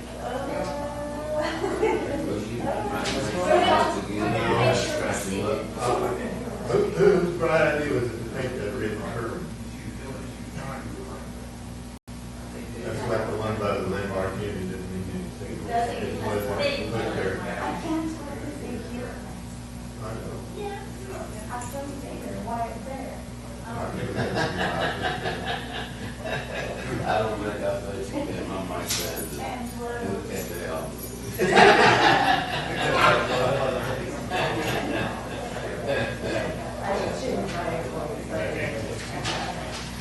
Yeah, I just gave it up to Lorraine. I said, as you here, I'm on my phone.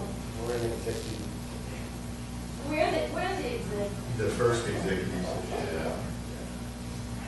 We're only on page 3. We've got all of page 3 and on page 4.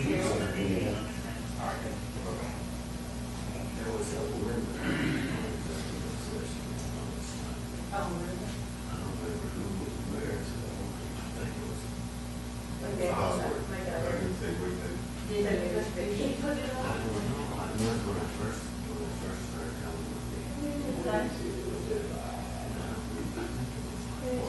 I've made a comment to the past, I skipped one, but 3 of the last 4 mayors that there is Robert's Rules of Order for 100-some years. The first thing on the agenda after you call the meeting to order is the set the time to which to adjourn. And you can set, you start at 7, you can set it to adjourn at 8. Well, when you get to 8, you can extend it, but that pushes you to get on with it.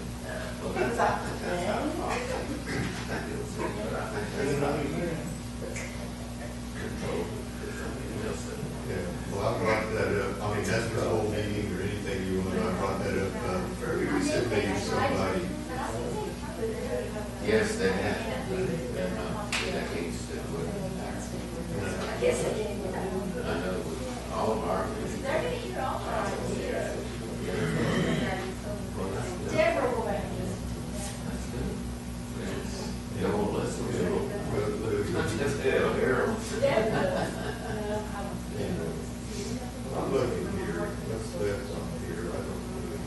27 is the most important one. Yeah, the third. Oh, it is, they moved that. They moved Well, it wasn't, it's 25 is where it actually, no, it's 27. But he said 27, 25 is where it actually goes. I don't think I'm there. Marcus with us. Marcus Mike Bennett. Mike, nice to meet you. Where? Right next to Felix. Okay, you know me. Everybody knows Felix. Yeah. I'm his boy. I live 2 houses above. He'll always introduce me as a baby, remember? The baby. Yeah. The baby, and I was 6 inches taller than him. That's what I was saying. Yeah, because What did they get moved out? they moved the portion Special use of, permit? yeah, the special use permit regarding the dental office. Back to the dental office sign and zoning matter. So I got To told to allow say, it right there, because I can catch anybody. one, you approved all the resolutions, it doesn't change it yet. It does not change it. Well, when they got an executive session. You assumed it was gonna get commercial. Oh, absolutely. So I guess I'm gonna start breaking the ordinance and not taking hearings, and I'll be allowed to. I think that's why it's under back in and all this others for all kinds of other things that they can. Why He's trying to get me out of why they deferred that over to. Legal, yes. To the legal. And that's why I asked the questions I asked. You have to follow the signing ordinance still or not? Because you're gonna have to either amend the ordinance or amend your motion, one of the two. And if they pass it, you're gonna be voidable regardless of what the citizens speak out. They got the law standing right there. They gonna be all right. Yeah. And that trespass you. There's only one, who was it that night that got so carried away? Check something they had to drag him out. Boy, sometimes I was thinking, a lot of, it was some controversial one. Was it about me? We like to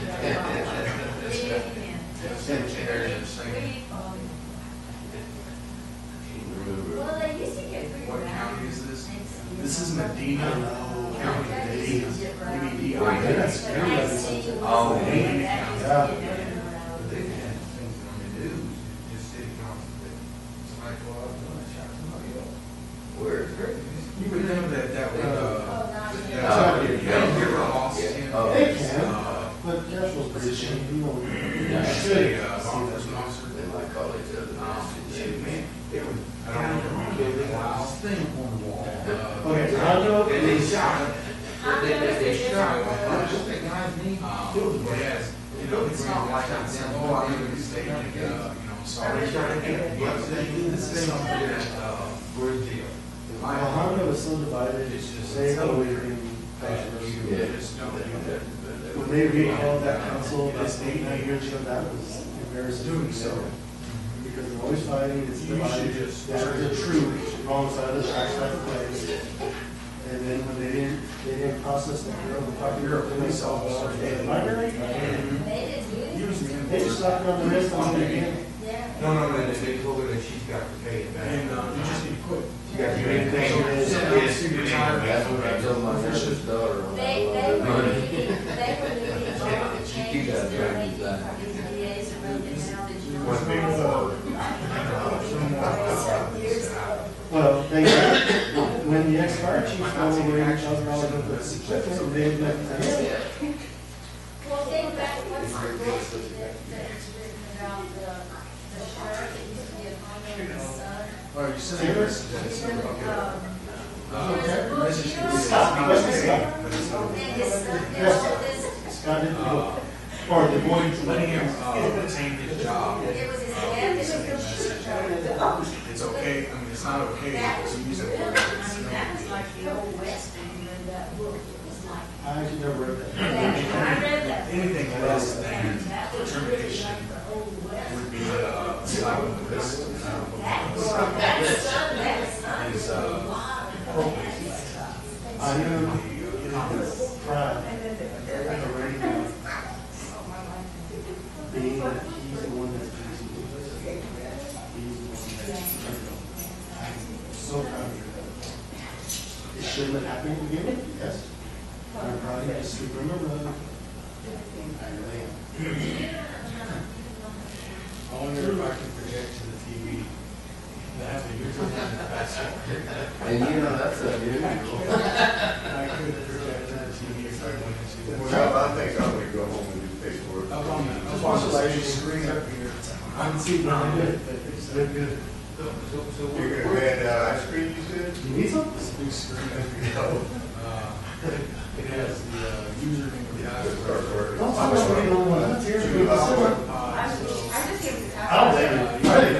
No, I When just you gave have a that. signal talking to, Oh, you can watch, I don't know. Used to be state dog. You can watch, sit down on the TV while they're executive session. Yeah, I keep watching for these signs and how many.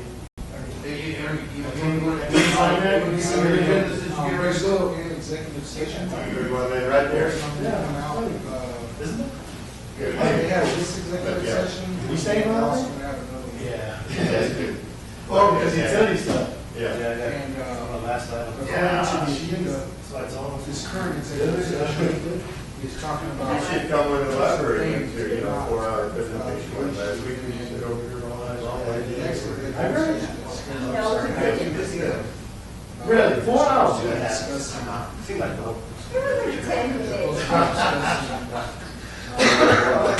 They tried sticking me on the library board, and no. And I found CBOA.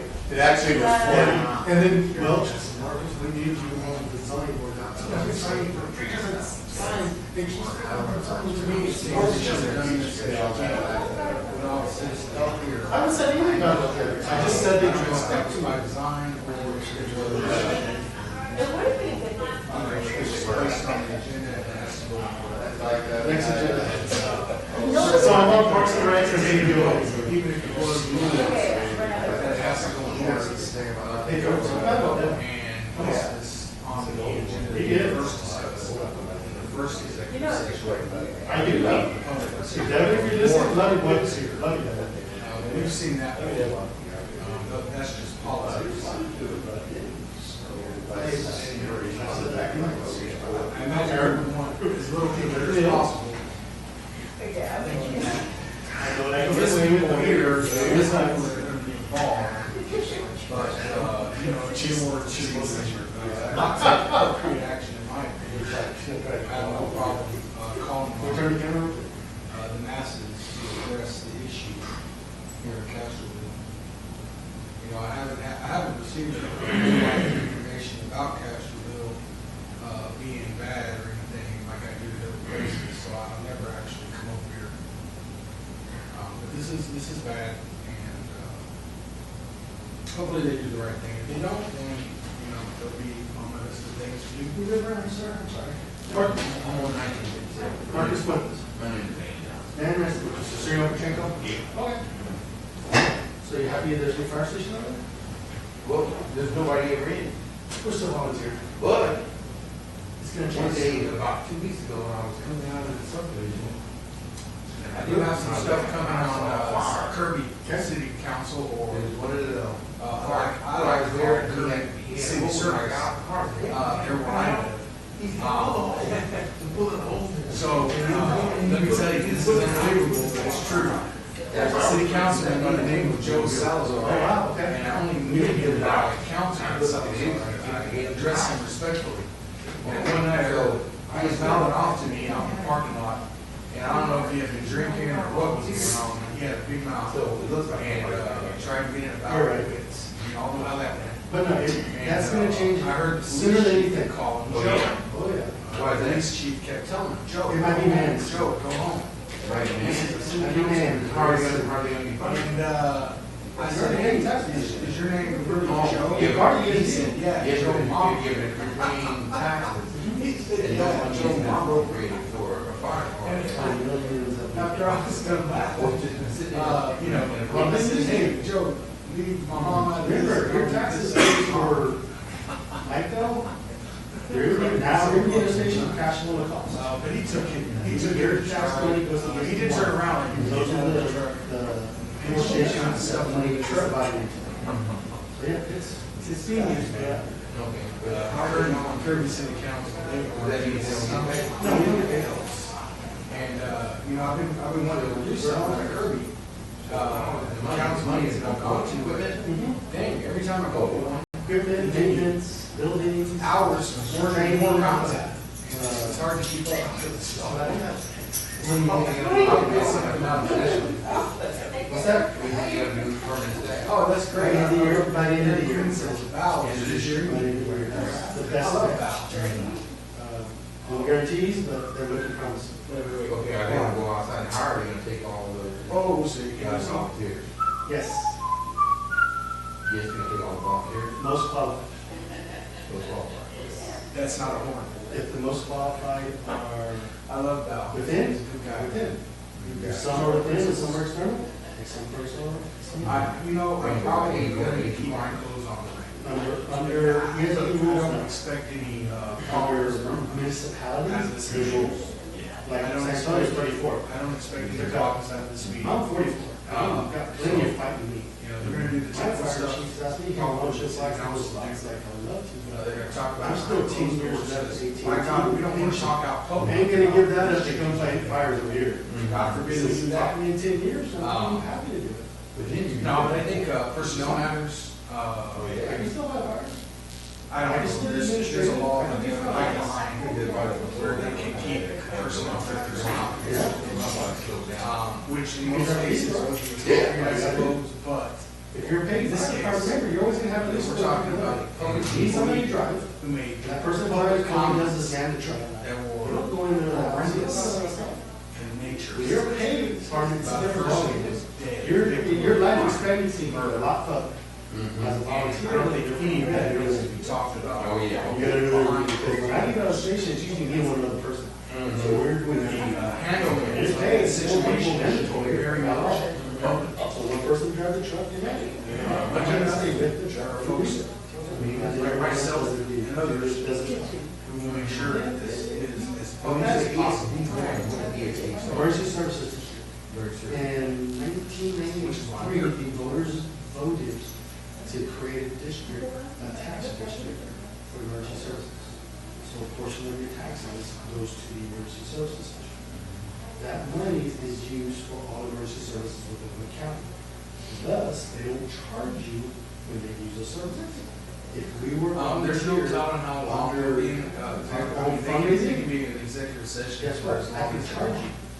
Because I am a part of the fire department that's not funded by nobody. Limit on that. You're using a service from me, so I can charge you for it. Now, the taxes are yours for it, publicly used for it, we're not allowed to charge you.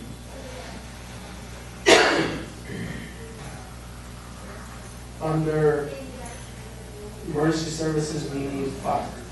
EMS is a little different story. They can't charge you for the ride, and they can't charge you for the initial. But they can charge you for stuff you eating. Yes. You know, All the cities have tried And that's to what add That's where insurance, that's, insurance comes into play. to So residents. when you use EMS and they use I you need to charge Valley. some, that's what it could be, but you don't charge some. So, Yeah, that's. from my experience, most of the cities. That's they what- don't have it. You just have to. Oh, no, you Stay don't, where you're no, from. you're using our service. Speak.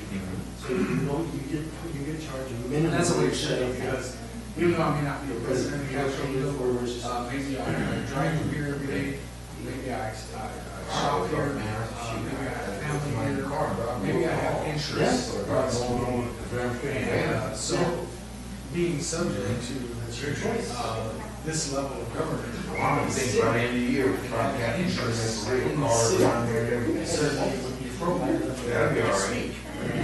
Be good to see. City issues from time to time. But I think they would be responsible, not just for us and for Franklin Ranch, they would be responsible to everybody. Yes. And I think one of the guys talked about. I intend on speaking about the choose action. What's on the county road? It's not that because I bought action. I'm driving this place.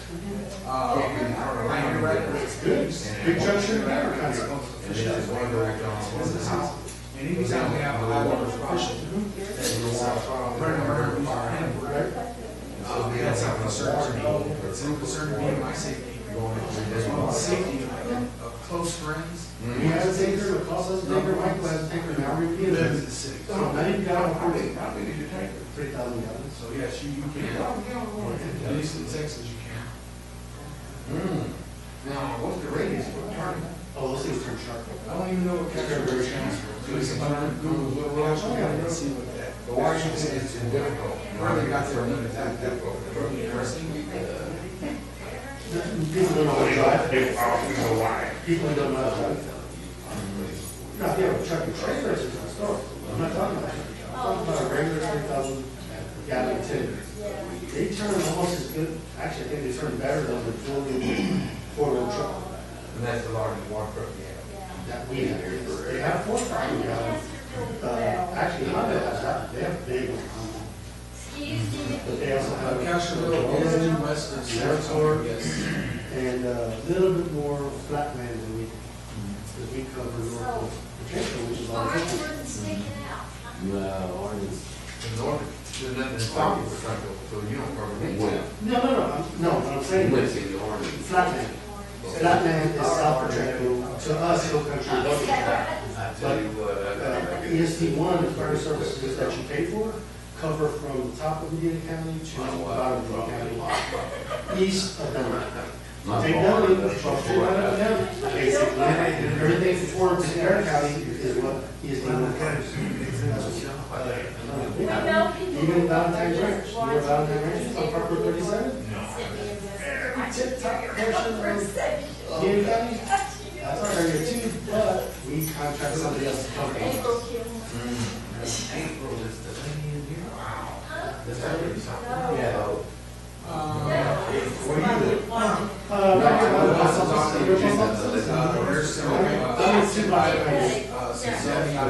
That's the reason why I closed Said that they're gonna go into executive session at the end. We're gonna have the discussion of like.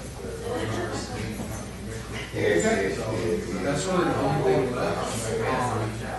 That's of interest to me here. We're good today, one, we're good today, two, be sure to get your citizens correct. Good night, bro. Even though you're a political, Somebody gave me $1 million shoulder check. you have permits, just to know. But any money raised, In case somebody calls them, I'll oh, actually you donate because if somebody calls in, you anyway, you know, we don't know. You can donate to the Livingston You just need situation. to cover your base. Either to me, You're part, if you're gonna have a commission, you're gonna start, especially not, there's a lot of. to whoever you say. That's one of them. Or you can go directly to their PayPal's, GoFundMe's, and things like that, and help those folks out in Livingston. You go to my community still here? tab, What's your deal? there's several ways to donate there. No, Oh, yeah. library. She's still there. You can also send a check to my address, or all you have to do is go back and look at the video. You want to make this protection or what? Look at the affidavit and get my address from there. Send a check, okay. They've done it before, that's what I understand. They've stopped. I don't know what the C word, what's the C Well, word? they have, trust me, Huh? because they have Cock? technical. What's the C word? Exactly. I'm okay with the police using those words. But, there's some words that we can't allow them to use. Citizen? Oh, I get that. We can't, well, say we're saying that before, citizen.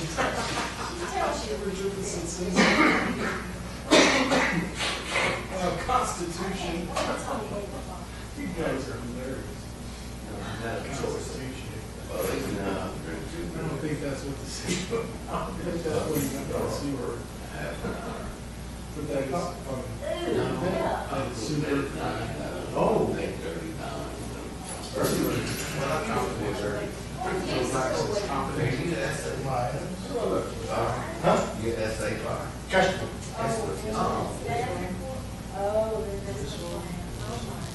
Come on, man. Come in. Come in. Don't forget that one. Can we stand at fires as one flag? Oh, we're just done.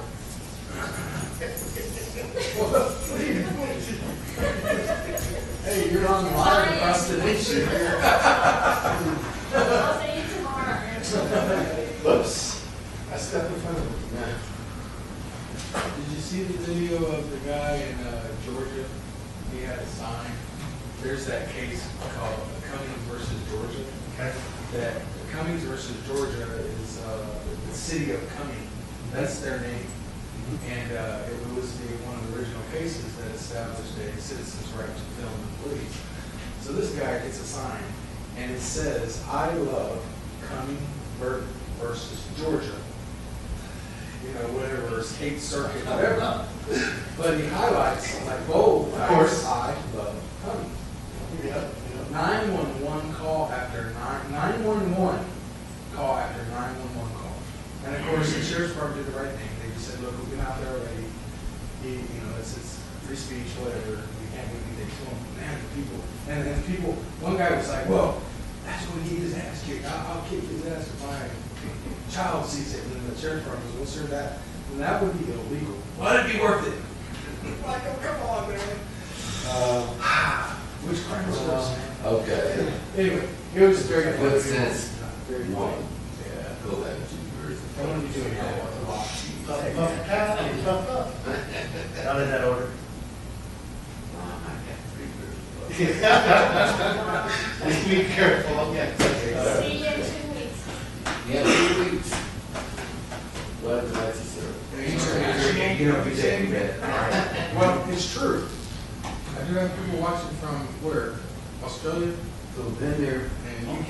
there was 30. I guess you could say Now that. there's 5. So you guys, I can all Every time I say a station, I do that. India, that's what people watching from Just India. fine. Awesome. This 30. Shout out to India, shout out to Australia, shout out to London. Sometimes there's only 3 of us. Shout out to you guys, thank y'all for watching, I appreciate it. About what is that? UK, shout out to the UK, Joe Blacks from the No, UK, they said they man. had breakfast The back. UK, I'll be there too. Where are they located? Is No, UK, they're is that discussing- what those are from? Discussing these items. The negotiations to go into develop negotiations with these 4 or 5. The legality of it, they take a lawyer in with the Just got contract the GED. and then discuss these. What they mean by development negotiations is kind of like what they refer to as procession office. Yeah.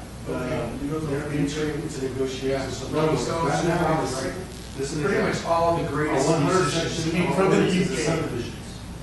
Now, do they have to follow the subdivision ordinance And one to thing the that's T? always, Or are they going to Made me hire wonder. like diverse You to have, negotiate on the city's behalf? you know, There was British- over British this nation. ordinance, if you do this, you over this ordinance, if you Yeah, do you this. have, British, Because our city council, nowhere near our city's ordinance, is not enough to whatever, they have its accents, right? Accent. English accent. And that's what I didn't like. But then when they start singing, it sounds like, It's entering negotiations with. it doesn't sound like they're. The city's the negotiator and not a lawyer, because the city will have Not more native, but. eyes. You know what I'm saying? It sounds like me. I want that. When they're We didn't singing, have that with association notes.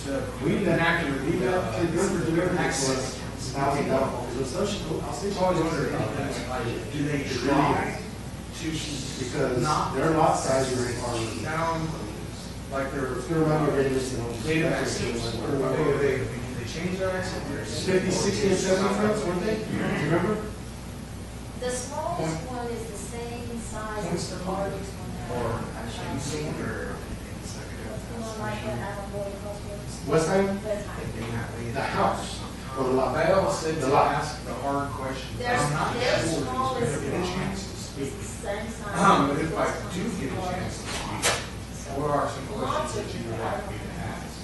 But you remember, they approved the If you have any particular 230,000 questions, starting you have home to bill prior to COVID Yeah, inflation. they're just gonna bust. But there's gonna be difference there, so that means they have to compensate that money somewhere, is it material, is it lack of this, lack of that? So I'll It's just. gonna be pretty close to what we do. Don't look so sad. And so, that's what they're doing here. Now you don't have it. Continue.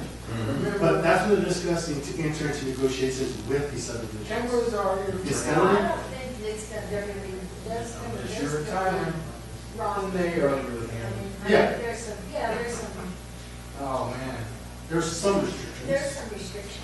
But whenever you enter negotiations like that, instead of just building Joe's two gonna have fun with subdivision, that. they're asking I to hear a rock, change something. I feel a rock video coming So on. the subdivision come in here, hey, let's build, all right, what are your restrictions? Your restrictions, all right, we're gonna build. But instead, they're into negotiations. What they're negotiating, we'll never know. That's something for P and Z and them. So those subdivisions. So the council access Or you change it. to go to executive Because, session. you understand what I mean? Back there right Because now. you already have the restrictions. Go build it. You don't need to ask us anything. But they're in transition to that role. So what they ask for, smaller lot size or lot size, smaller this, bigger this, less that. That's where they get it back there. And then That's somebody right. can turn around. That's and right. somebody can Trust. So, One person, speaking of cities, especially when that one person is paid by the developer. Yeah. So what is gonna happen? Who's gonna benefit? The developer. In my opinion. They're probably in their eating, you know, and they're paying some more money to say that. I don't know. I don't know what they do. Left at it, that was. I was thinking, I scared my kids made this Take a long time in here. Again, Council meetings there's are- less, it's dinner time. you get on fire over here, So- so business wise, I have to see how I. Are your kids still in school? 8th grade and 3rd grade. What's the deal? Okay. Let's put you this. No. In my opinion. Everything that's discussed in executive session is Everybody confidential. knows that. So there's no record. I know as this far part. as that's publicly. Oh, here's my other side. Um, Should his name be dragged down like it is not? The information they discussed in The there is reason private. is, And the, they have their Just like attorney county. in there, the city attorney. the So boards was made client, aware of attorney-client this. When the privilege. citizen went and spoke up during when citizen comments. What can this board do during citizen comments? Exactly. Even if you say, I need you to do this, I need you to do this, the board, all they can do is listen to the citizen comments. All they can do legally, their hands are tied. So all of that happened, all of that came out of the citizens' comments. Yep. at the board. Yep. So, instead of, I think he's a coach. hey, there is a grievance process whenever somebody Coaches does are something not bad bad by by school. school. You go to the superintendent, you go to the principal first, then the superintendent, then you file with TEA, you file with this, there's a process. But I'll let him know. No, he's talking 10 years, has there been anything ever given out of 5? So when KSAP went and talked to the TEA representative for this district, which is Vernon, we went up for a file, so when we investigate it. So all this came out prior to any investigations. We have a smoke free. Because they went the No, wrong I- way. Give my, yours Traded to place. Oh, okay, great. Make sure you guys know who that guy is. I know the What's up, guys? I know how we hang out YouTube, together. TikTok, Facebook. Is it right? But how it happened through the public eye, is who told me? I will go to bat for him because of the process. So will we get into the process? He's already got what's no. It's They call him out attorney-client. because you know, let's investigate this internally. They have an because attorney. nothing's been filed. They have their So attorney. they investigated internally, they went and So- asked the people that they heard. Look up attorney-client So- privilege, stuff, and Something came up. you can see how that's covered. So he goes back to work on Monday, so last night was a school board meeting, look at Sarah Sargent on I Facebook. mean, even a court can't make a person talk about what they discussed with their And attorney. they basically said, whenever the complaint Often got up to it's private, speed, it's confidential. well, when they didn't do this to me, he's like, ma'am, have you filed the grievance process? And That's our law. So then you haven't You given. can't pick and choose what laws you like, you gotta follow them. You can sit on the front of the bus when it's Now, you illegal. need to defend You do yourself. that. You cannot So say. it's illegal. Old place. All right, I will talk about it. Well, You don't need to do this, man. Sure. You know, like, you're in the process on that. It's hard. You don't need to bring that up here in public. Regarding that, Watch movies. So the process is, go through the process first before you throw stones at the meeting. And right now, supposedly they have over 50% is against him. I'm not sure, I haven't looked into that, I heard those, right now, I'm just trying to figure out what the city council is going to do Again, tonight, like he said, if they're going to do anything. And they because continue the to process road is the AT&T. I haven't They been know about processes. citizens yet. You know what processes, that's just how it is today. Probably not tonight, This day and age, today. we're at work. This day and age, you have. Really, I mean, processes. they know just about as much as I do. Just like this. And some folks didn't even know what happened until they came to the meeting tonight. So, I figure I'd give them some time to process what's going on, ask some questions themselves, and, gather their own opinions on the matter, and then later on, of course, try to ask them their input on the matters. I'm bad, I know. But, Dr. Medina, he's an eye doctor out of San Antonio. Is he the one that developed here, so he's gonna build a building? From what Arnie says, he doesn't know if he's going to get it soon. Because Arnie wants to put a. I agree, man. If, you have no problem saying Because that masters word that input amongst your officers, and then we should be here defending. I don't want to do it a lot Saying that anytime word. soon, but I don't want it to be the center of attention. Broke something. So I want to Throw some balls. I just want to Stand by what you say. And so, but if you look at Mr. Medina. All I gotta say is good luck to San you. Antonio. You're gonna lose that argument. Real nice, arch, I mean, cover, and that's what I say a lot of things that Game you is, don't like. it's not a. I stand by what I say. There. So. Correct myself when I need to, I have nothing against Dr. Herman. but, Nothing. it's It's, I mean, was sitting right there. kind of a coward move not to show up. At your She own was the vice chair of the determination. foundation. I will do everything I can. I know Maybe she's he's ashamed to involved. show his face in public. and he I shouldn't. did last time when they asked her. Is that He shouldn't right? be ashamed to show his face Is in where's public. the point of this right in that section? Yes, sir. So far, he has not provided any comment to anyone. They approved it in error. They approved the commercial sign. Now's the time, now is not the time to keep your mouth For shut. the commercial.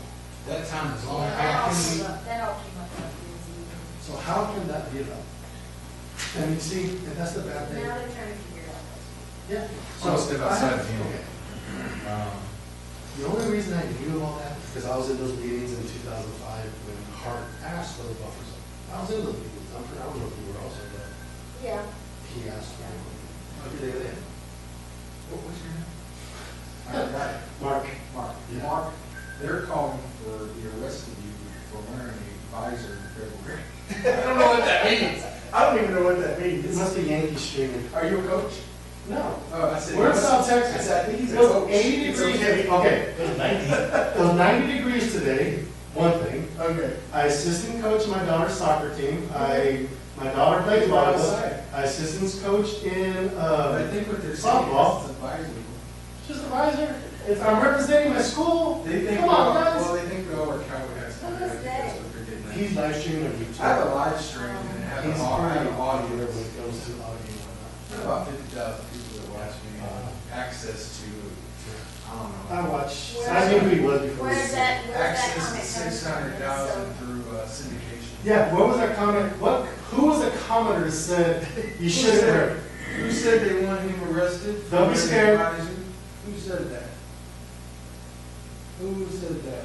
To me, a Yankee is anybody north of I-10. Let me see who said that. Because in South Texas, 90. Yeah, tomorrow's gonna be the upper 30s, but today was in the 90s. Well, Bodie. That's why I wrote the rest of Oh, it. God. You want to know if you can take? You want to know if you can take horse bets? I guess they're talking about the guy at the, at the horse racing. Hold on. Take Take some bets. There, like that? Isn't that how that guy is? Isn't that how he is? He puts his ticket up in his visor? That's the horse race guy. That's funny, guys. It's just funny. I don't even know. No, that's cool. No. It was That boy combat. That's only for the Where's one people like here in Castroville Where are proper. you from, Mom? That's not us. No. Where are you from, Mom? But we're the same ones. Cool. All right. That's different. Wombat thinks we all work That's different. Oh, you guys drive on Nancy water? No.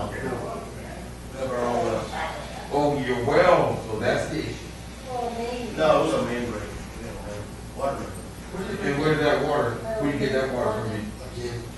They came from where? Right, water went down this front yard. From your well? Yeah. The water actually, yeah. And so you have a well on your property, what do you have, an acre or something like that? No, we have, City wells. we have 4 wells. We have our own utilities. Okay. And the green water tank up top is where it's at. Texted me, she saw The it. wells feed into that water tank and there's gravity fed down this way. Mm. So it feeds Castroville, along Highway 90, and out, and then it feeds Creekside out there, up north of 40471.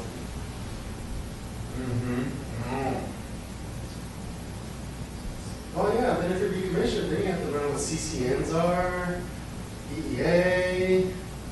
Oh, yeah. I learned real quick, man. Learned real quick. I learned that it's best to learn this stuff over time, because when you try to learn it all at one time, holy crap, you get bombarded. Everything. This is the thing about me, man. I've been a military guy.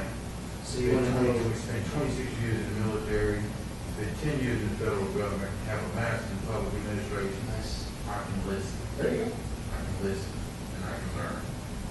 You know, now the throughput, it depends on how much you want to get that fast. True. Because I'm not going to take the fire hose. A little bit at a time. I get it. And then they have training.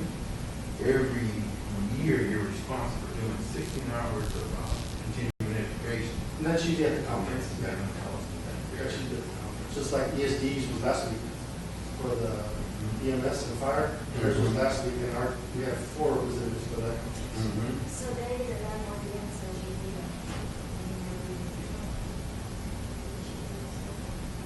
did he say? They need a ladder. That was future business. we don't have it. Yes and no.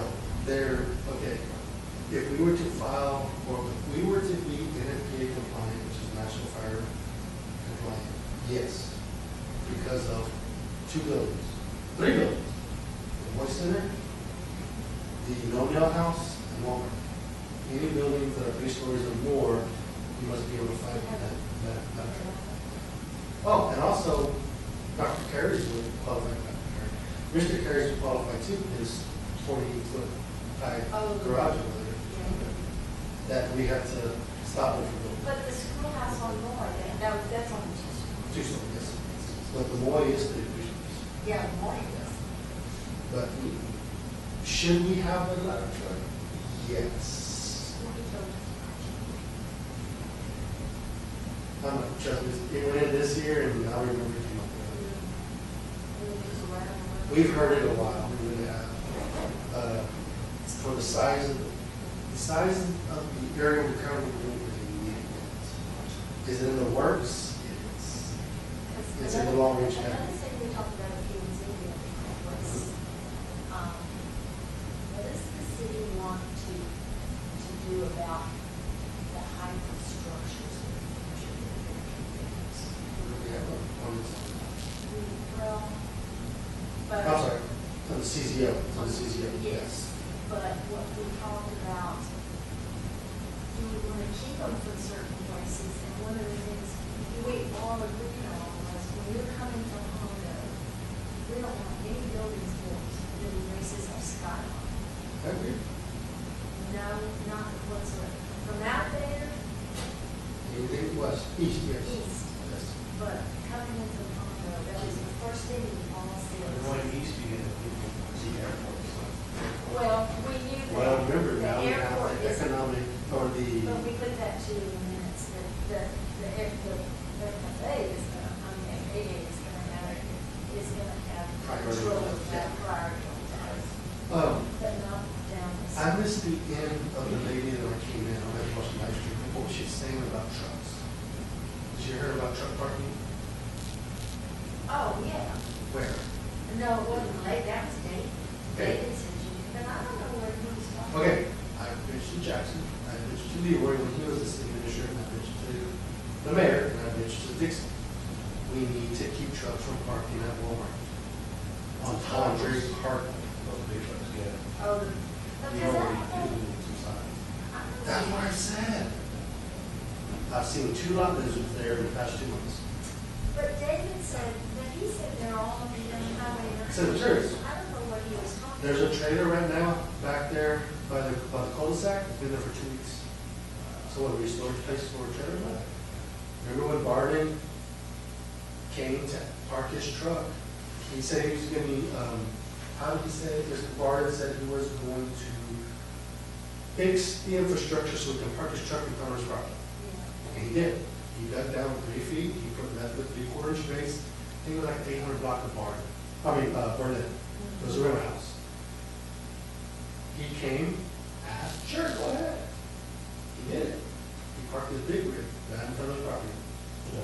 Guess what happened at 4 o'clock in the morning when he's about to leave? Starts in, lets the idle flag. So what happens? Everybody starts bitching. Since then, there is an ordinance, no commercial vehicles to stay overnight on public right-of-ways. So guess what? You can't park in September Square, you can't park in Houston Square, you can't park in Regional Park, you can't do them overnight. Well, when we annexed Walmart, didn't we annex Tundra Parkway as well? Yeah, I think so. I know we did, for a fact, because I fought with Brianna about that. Yeah. Says, how can we articulate it? We're missing revenue, you're missing money. But it's also going to cost us. If you allow this, and this is where critical thinking comes into play. If you allow trucks to park there over a certain amount of time, you're going to have streets spoiled where they park. Now let's go ahead and detach the completely full trailer. That's, what does diesel and oil do to pavement? It softens it. So you put 2 landing jacks that are probably 16 square inches, 8 by 8, 24 square inches, about half. Fully weight, what's going to happen? It's going to start sinking into it. Who's responsible to repair that? So whose money is being spent? So why do we avoid this?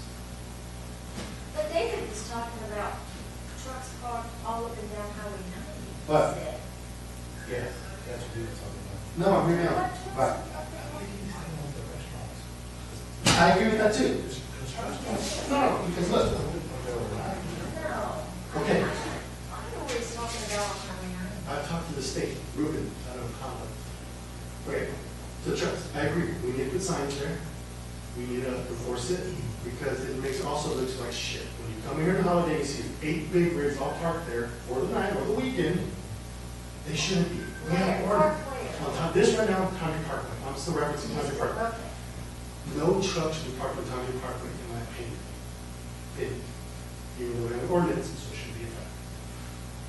Now, I bitched to Ryan, I bitched to Dorsey when Schultz was here. You need to keep people from setting up in front of Masters parking lot. But that's true. Hold on, stop. All right. I don't mean to be rude, I really don't. If you're on Masters lot, you can't do nothing about it. But from that fence line to the road is right of way. And that's 40 feet of right of way. Okay? I've talked to the county, I've talked to the state, Mr. Rubin. He says, I've talked to the 3 previous chiefs and said, hey, per state law statute, you're covering the highway, you cover the right of way. And nobody's supposed to be selling it because nobody's supposed to profit from state right of way, kind of like here. You can't profit from city business, city right of way. Same thing with the state. If you're selling something on the right of way, the state will stop you, get out of here. You can't profit off of this. Well, if it's county, make the county come in. No, that's not county, it's state property. The right of way is state property. Right of way is state. So who's going to take it? Okay. Mr. Rubin has told the previous 3 chiefs here. They don't want to enforce it. The cops get it, well, that's out of the city limits. No, it's not. He says, on the other side of the fence is county property. I will not deny that. But from that fence to the right of way is state right of way. You enforce that. The cops don't want to do nothing about it. And they have every right to do something about it. But I'm not seeing a fence. I mean, what fence are you talking about? Where, you see where the car lot is there? Yeah. That fence is state right of way. Just use, It sits on. use Mr. Habee's fence and use that fence and draw a line straight down. Because on down, there's not a fence. Correct. In front of anything. All you gotta do is imagine a line, and you can visually see it. It's not that hard, in my opinion. How far in does it take off of Masters piece of property? It's about 40 feet. It's quite a bit. Do you know the state right of way goes all the way to the sidewalk in Sammy's?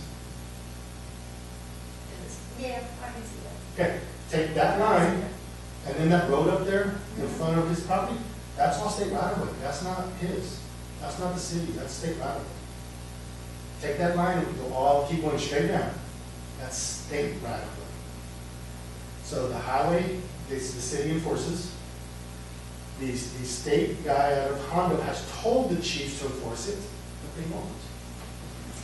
Even Hondo too? On their stuff? Well, Hondo's different, because on the right-hand side is railroad. Right-hand side is railroad, that's not city All property. the way to the highway? All the way to the highway is railroad. Because whenever we put fiber line, we don't contact the city, we have to contact the railroad. And so whenever you compare Castroville and Hondo, you can't. You don't have the same structure. I hate that comparison. We need to get a Honda. We need to put cards. No, we don't have a place for it. Anyways, so exactly. So when the state, when I called Ruben about I'm that. anxious to see where they're gonna put all these trees. And another thing, we have an ordinance, you can't sell dogs on public right of way. They sell dogs out there all the time. And I tell. I think they say it because it's county, so they're not looking at the fact that it's Okay. city property. They say it because it's county. That's where they're. If you've that's where noticed, they did it. no, okay. I understand on the other side of the fence is county.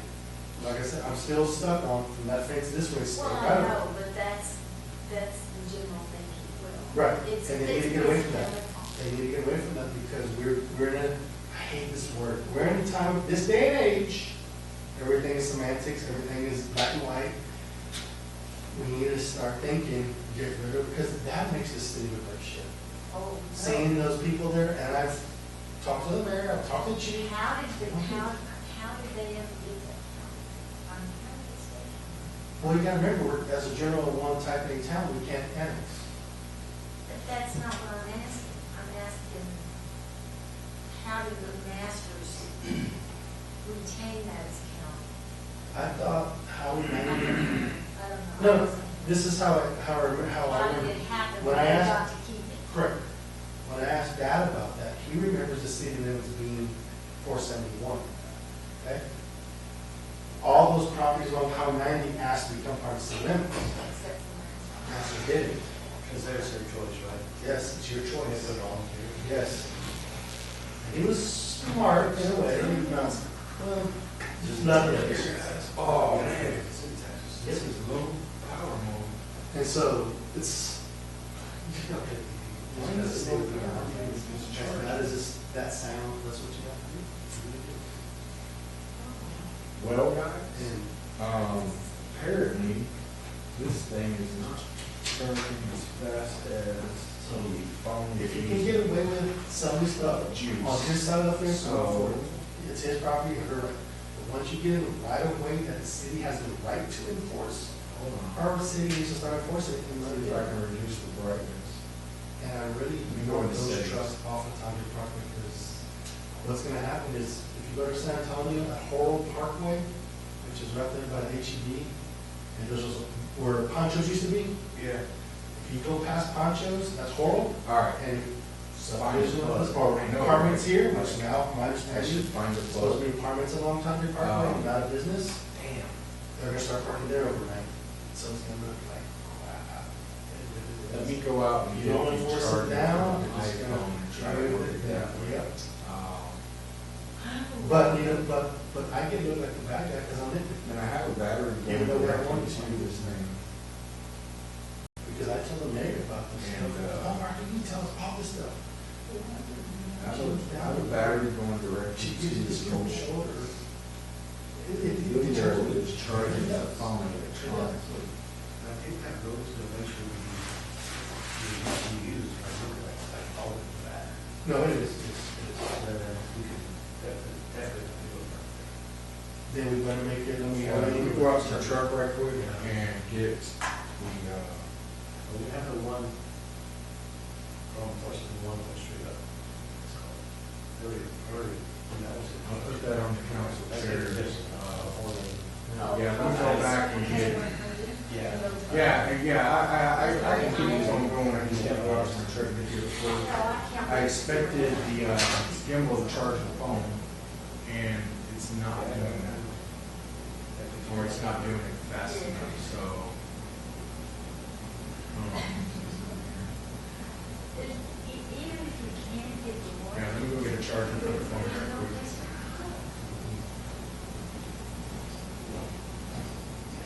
Is it gonna be, I wonder if is it gonna be a divided road going into the subdivision or just a 4-lane road?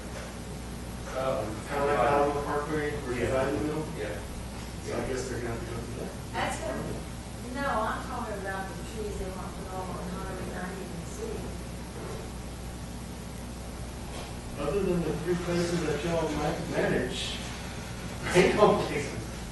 Manage. That's what they're, well, that one plan came to somebody that did a plan, one time when we were down in the middle of the route.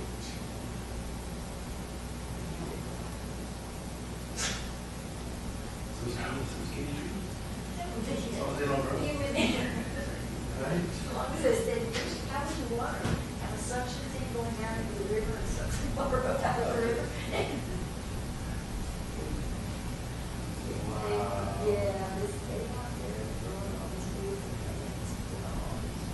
Everything west of the river is a dam. Nothing you can do. Absolutely nothing.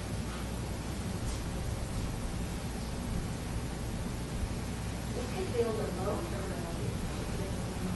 So, what? I was listening to that video, I listened to that video of driving over here. I think it was him. Or you would like to see a show going. When he said horseshoe, did you mean connecting the South River to the North River so you can get to both sides? Or just 30? I didn't understand. I didn't understand. I didn't understand what he meant. He doesn't realize Mexico, which he will attend to, attest to, is the lowest street in Castroville. So we didn't even have any ranch. I'll look to, Because look into that. you can actually get from the landmark of the bridge, this is right over here. It's not the way this one, where is it? Well, I heard it said Mexico Street, so I thought he'd be right there. Mexico Street. And I do agree with you, downtown should be the last portion of the wall. Because now you mentioned about the historical wall. That I agree. But, yeah. That's the chamber, that's that. Not city council. It is to be talking to the chamber instead. Not to the council. There's a chamber, I guess, advertise that for you. That, I don't believe this. that was actually, I don't know why that's doing that. It was, when I said, rodeo association. But I'm doing all of these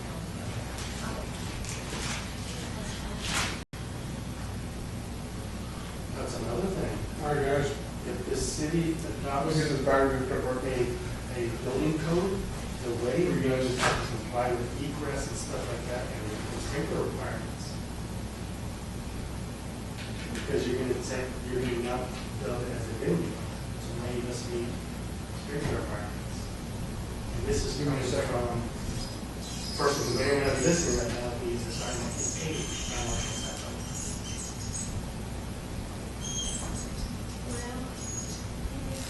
All right, hang tight for a second, let me, Well, never, they tell us to do something. make some adjustments here. The bad thing is, I should get the word.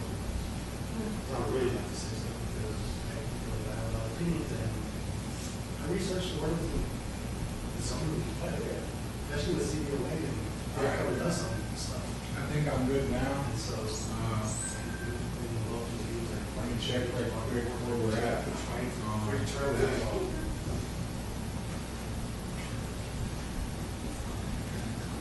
And then we will stop that.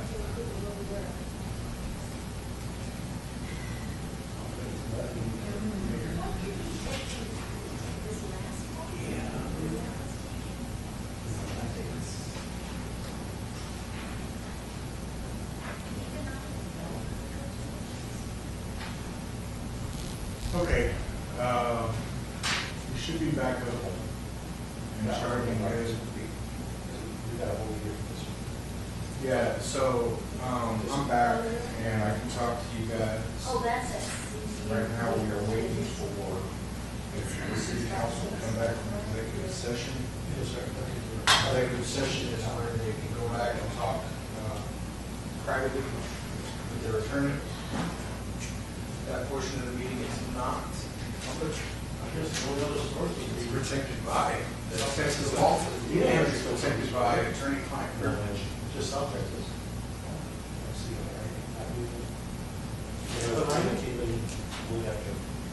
I need to lease some time. Dang it. So K Cooper says, y'all are being declared as white saviors by. So y'all can hide that user from the channel. Bye-bye, K Cooper. Your comments are not welcome.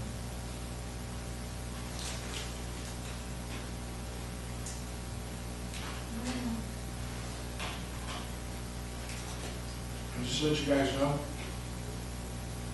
I don't care if you give me $1,000 in the past, you make a comment like that, you're done. That's my word. Unless you wanna come in person and make that comment directly to me, I'm gonna let you keep your money.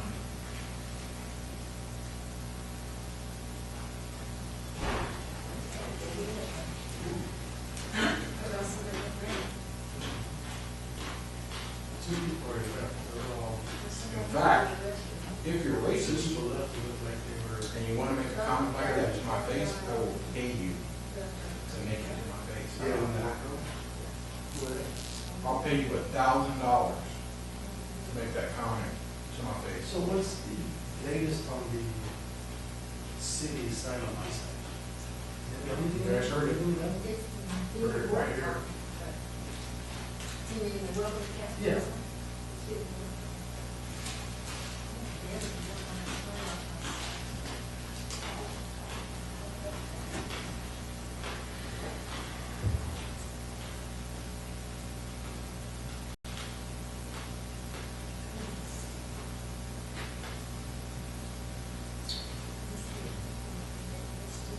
Oh, I'm eating corn nuts.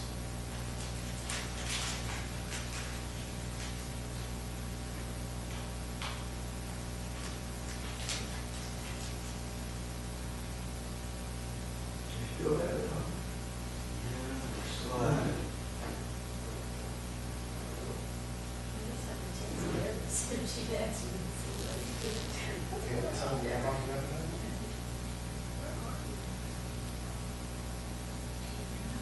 Oh, here, let me hide K. Cooper.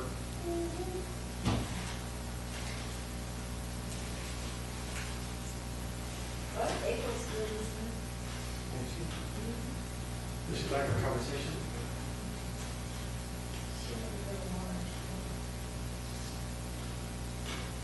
She said, well, why did the screen go blue? I said, maybe blue. Yeah, maybe blue. Oh, she'll go past that. Well, Joe, if you're not racist and you want to say it to me, yes, you can still get $1,000.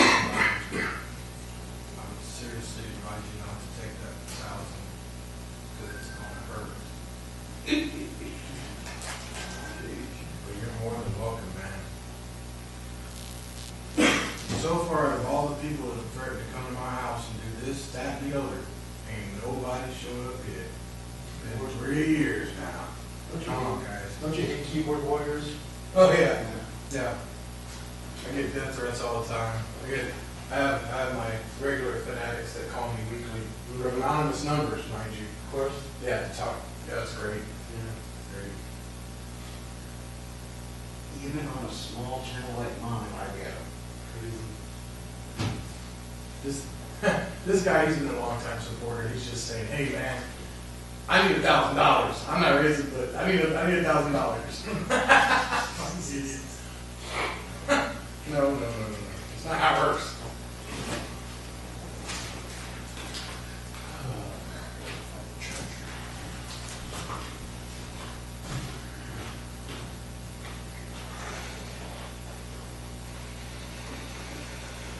The mayor says my house is dirty. Well, remember, I don't live in my house. I don't live in a house. I live in my mom's basement. I don't have no job. Remember, that's the story. My mom's basement is dirty.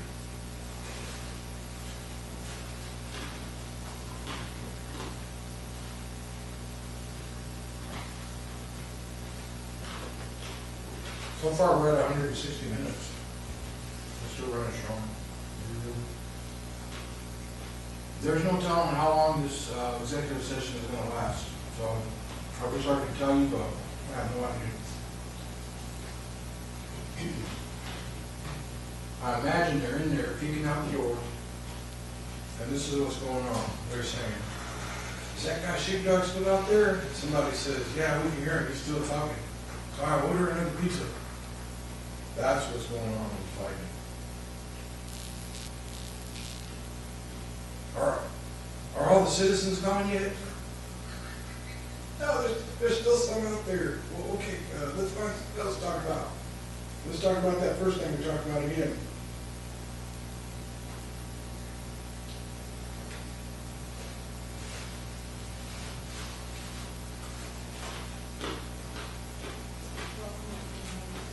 Hey guys, give me a 1 if you think that the conversation on what they're going to do regarding the police chief should be public as he was when he said it. Or 2, if you think it should be all conducted in private.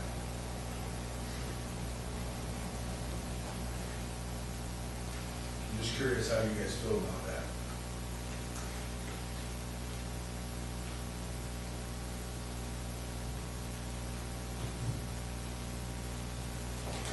Two days off of pay ain't gonna cut it.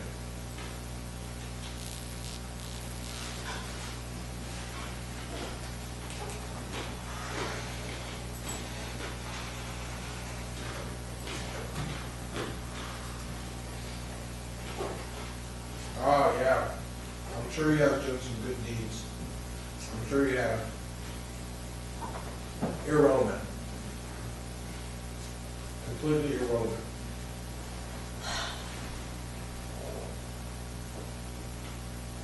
Are you by yourself? Yeah, we're all sick.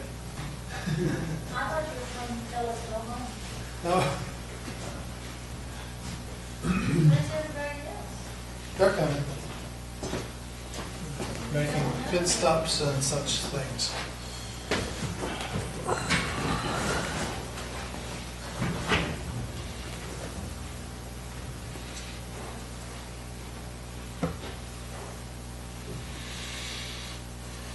It looks like they might be done with executive session, so that one of the council members has come back.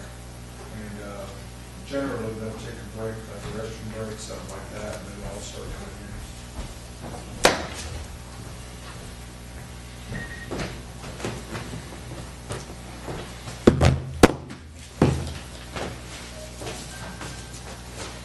Did you hear a vacuum cleaner? That's because I was cleaning up the mosquitoes and so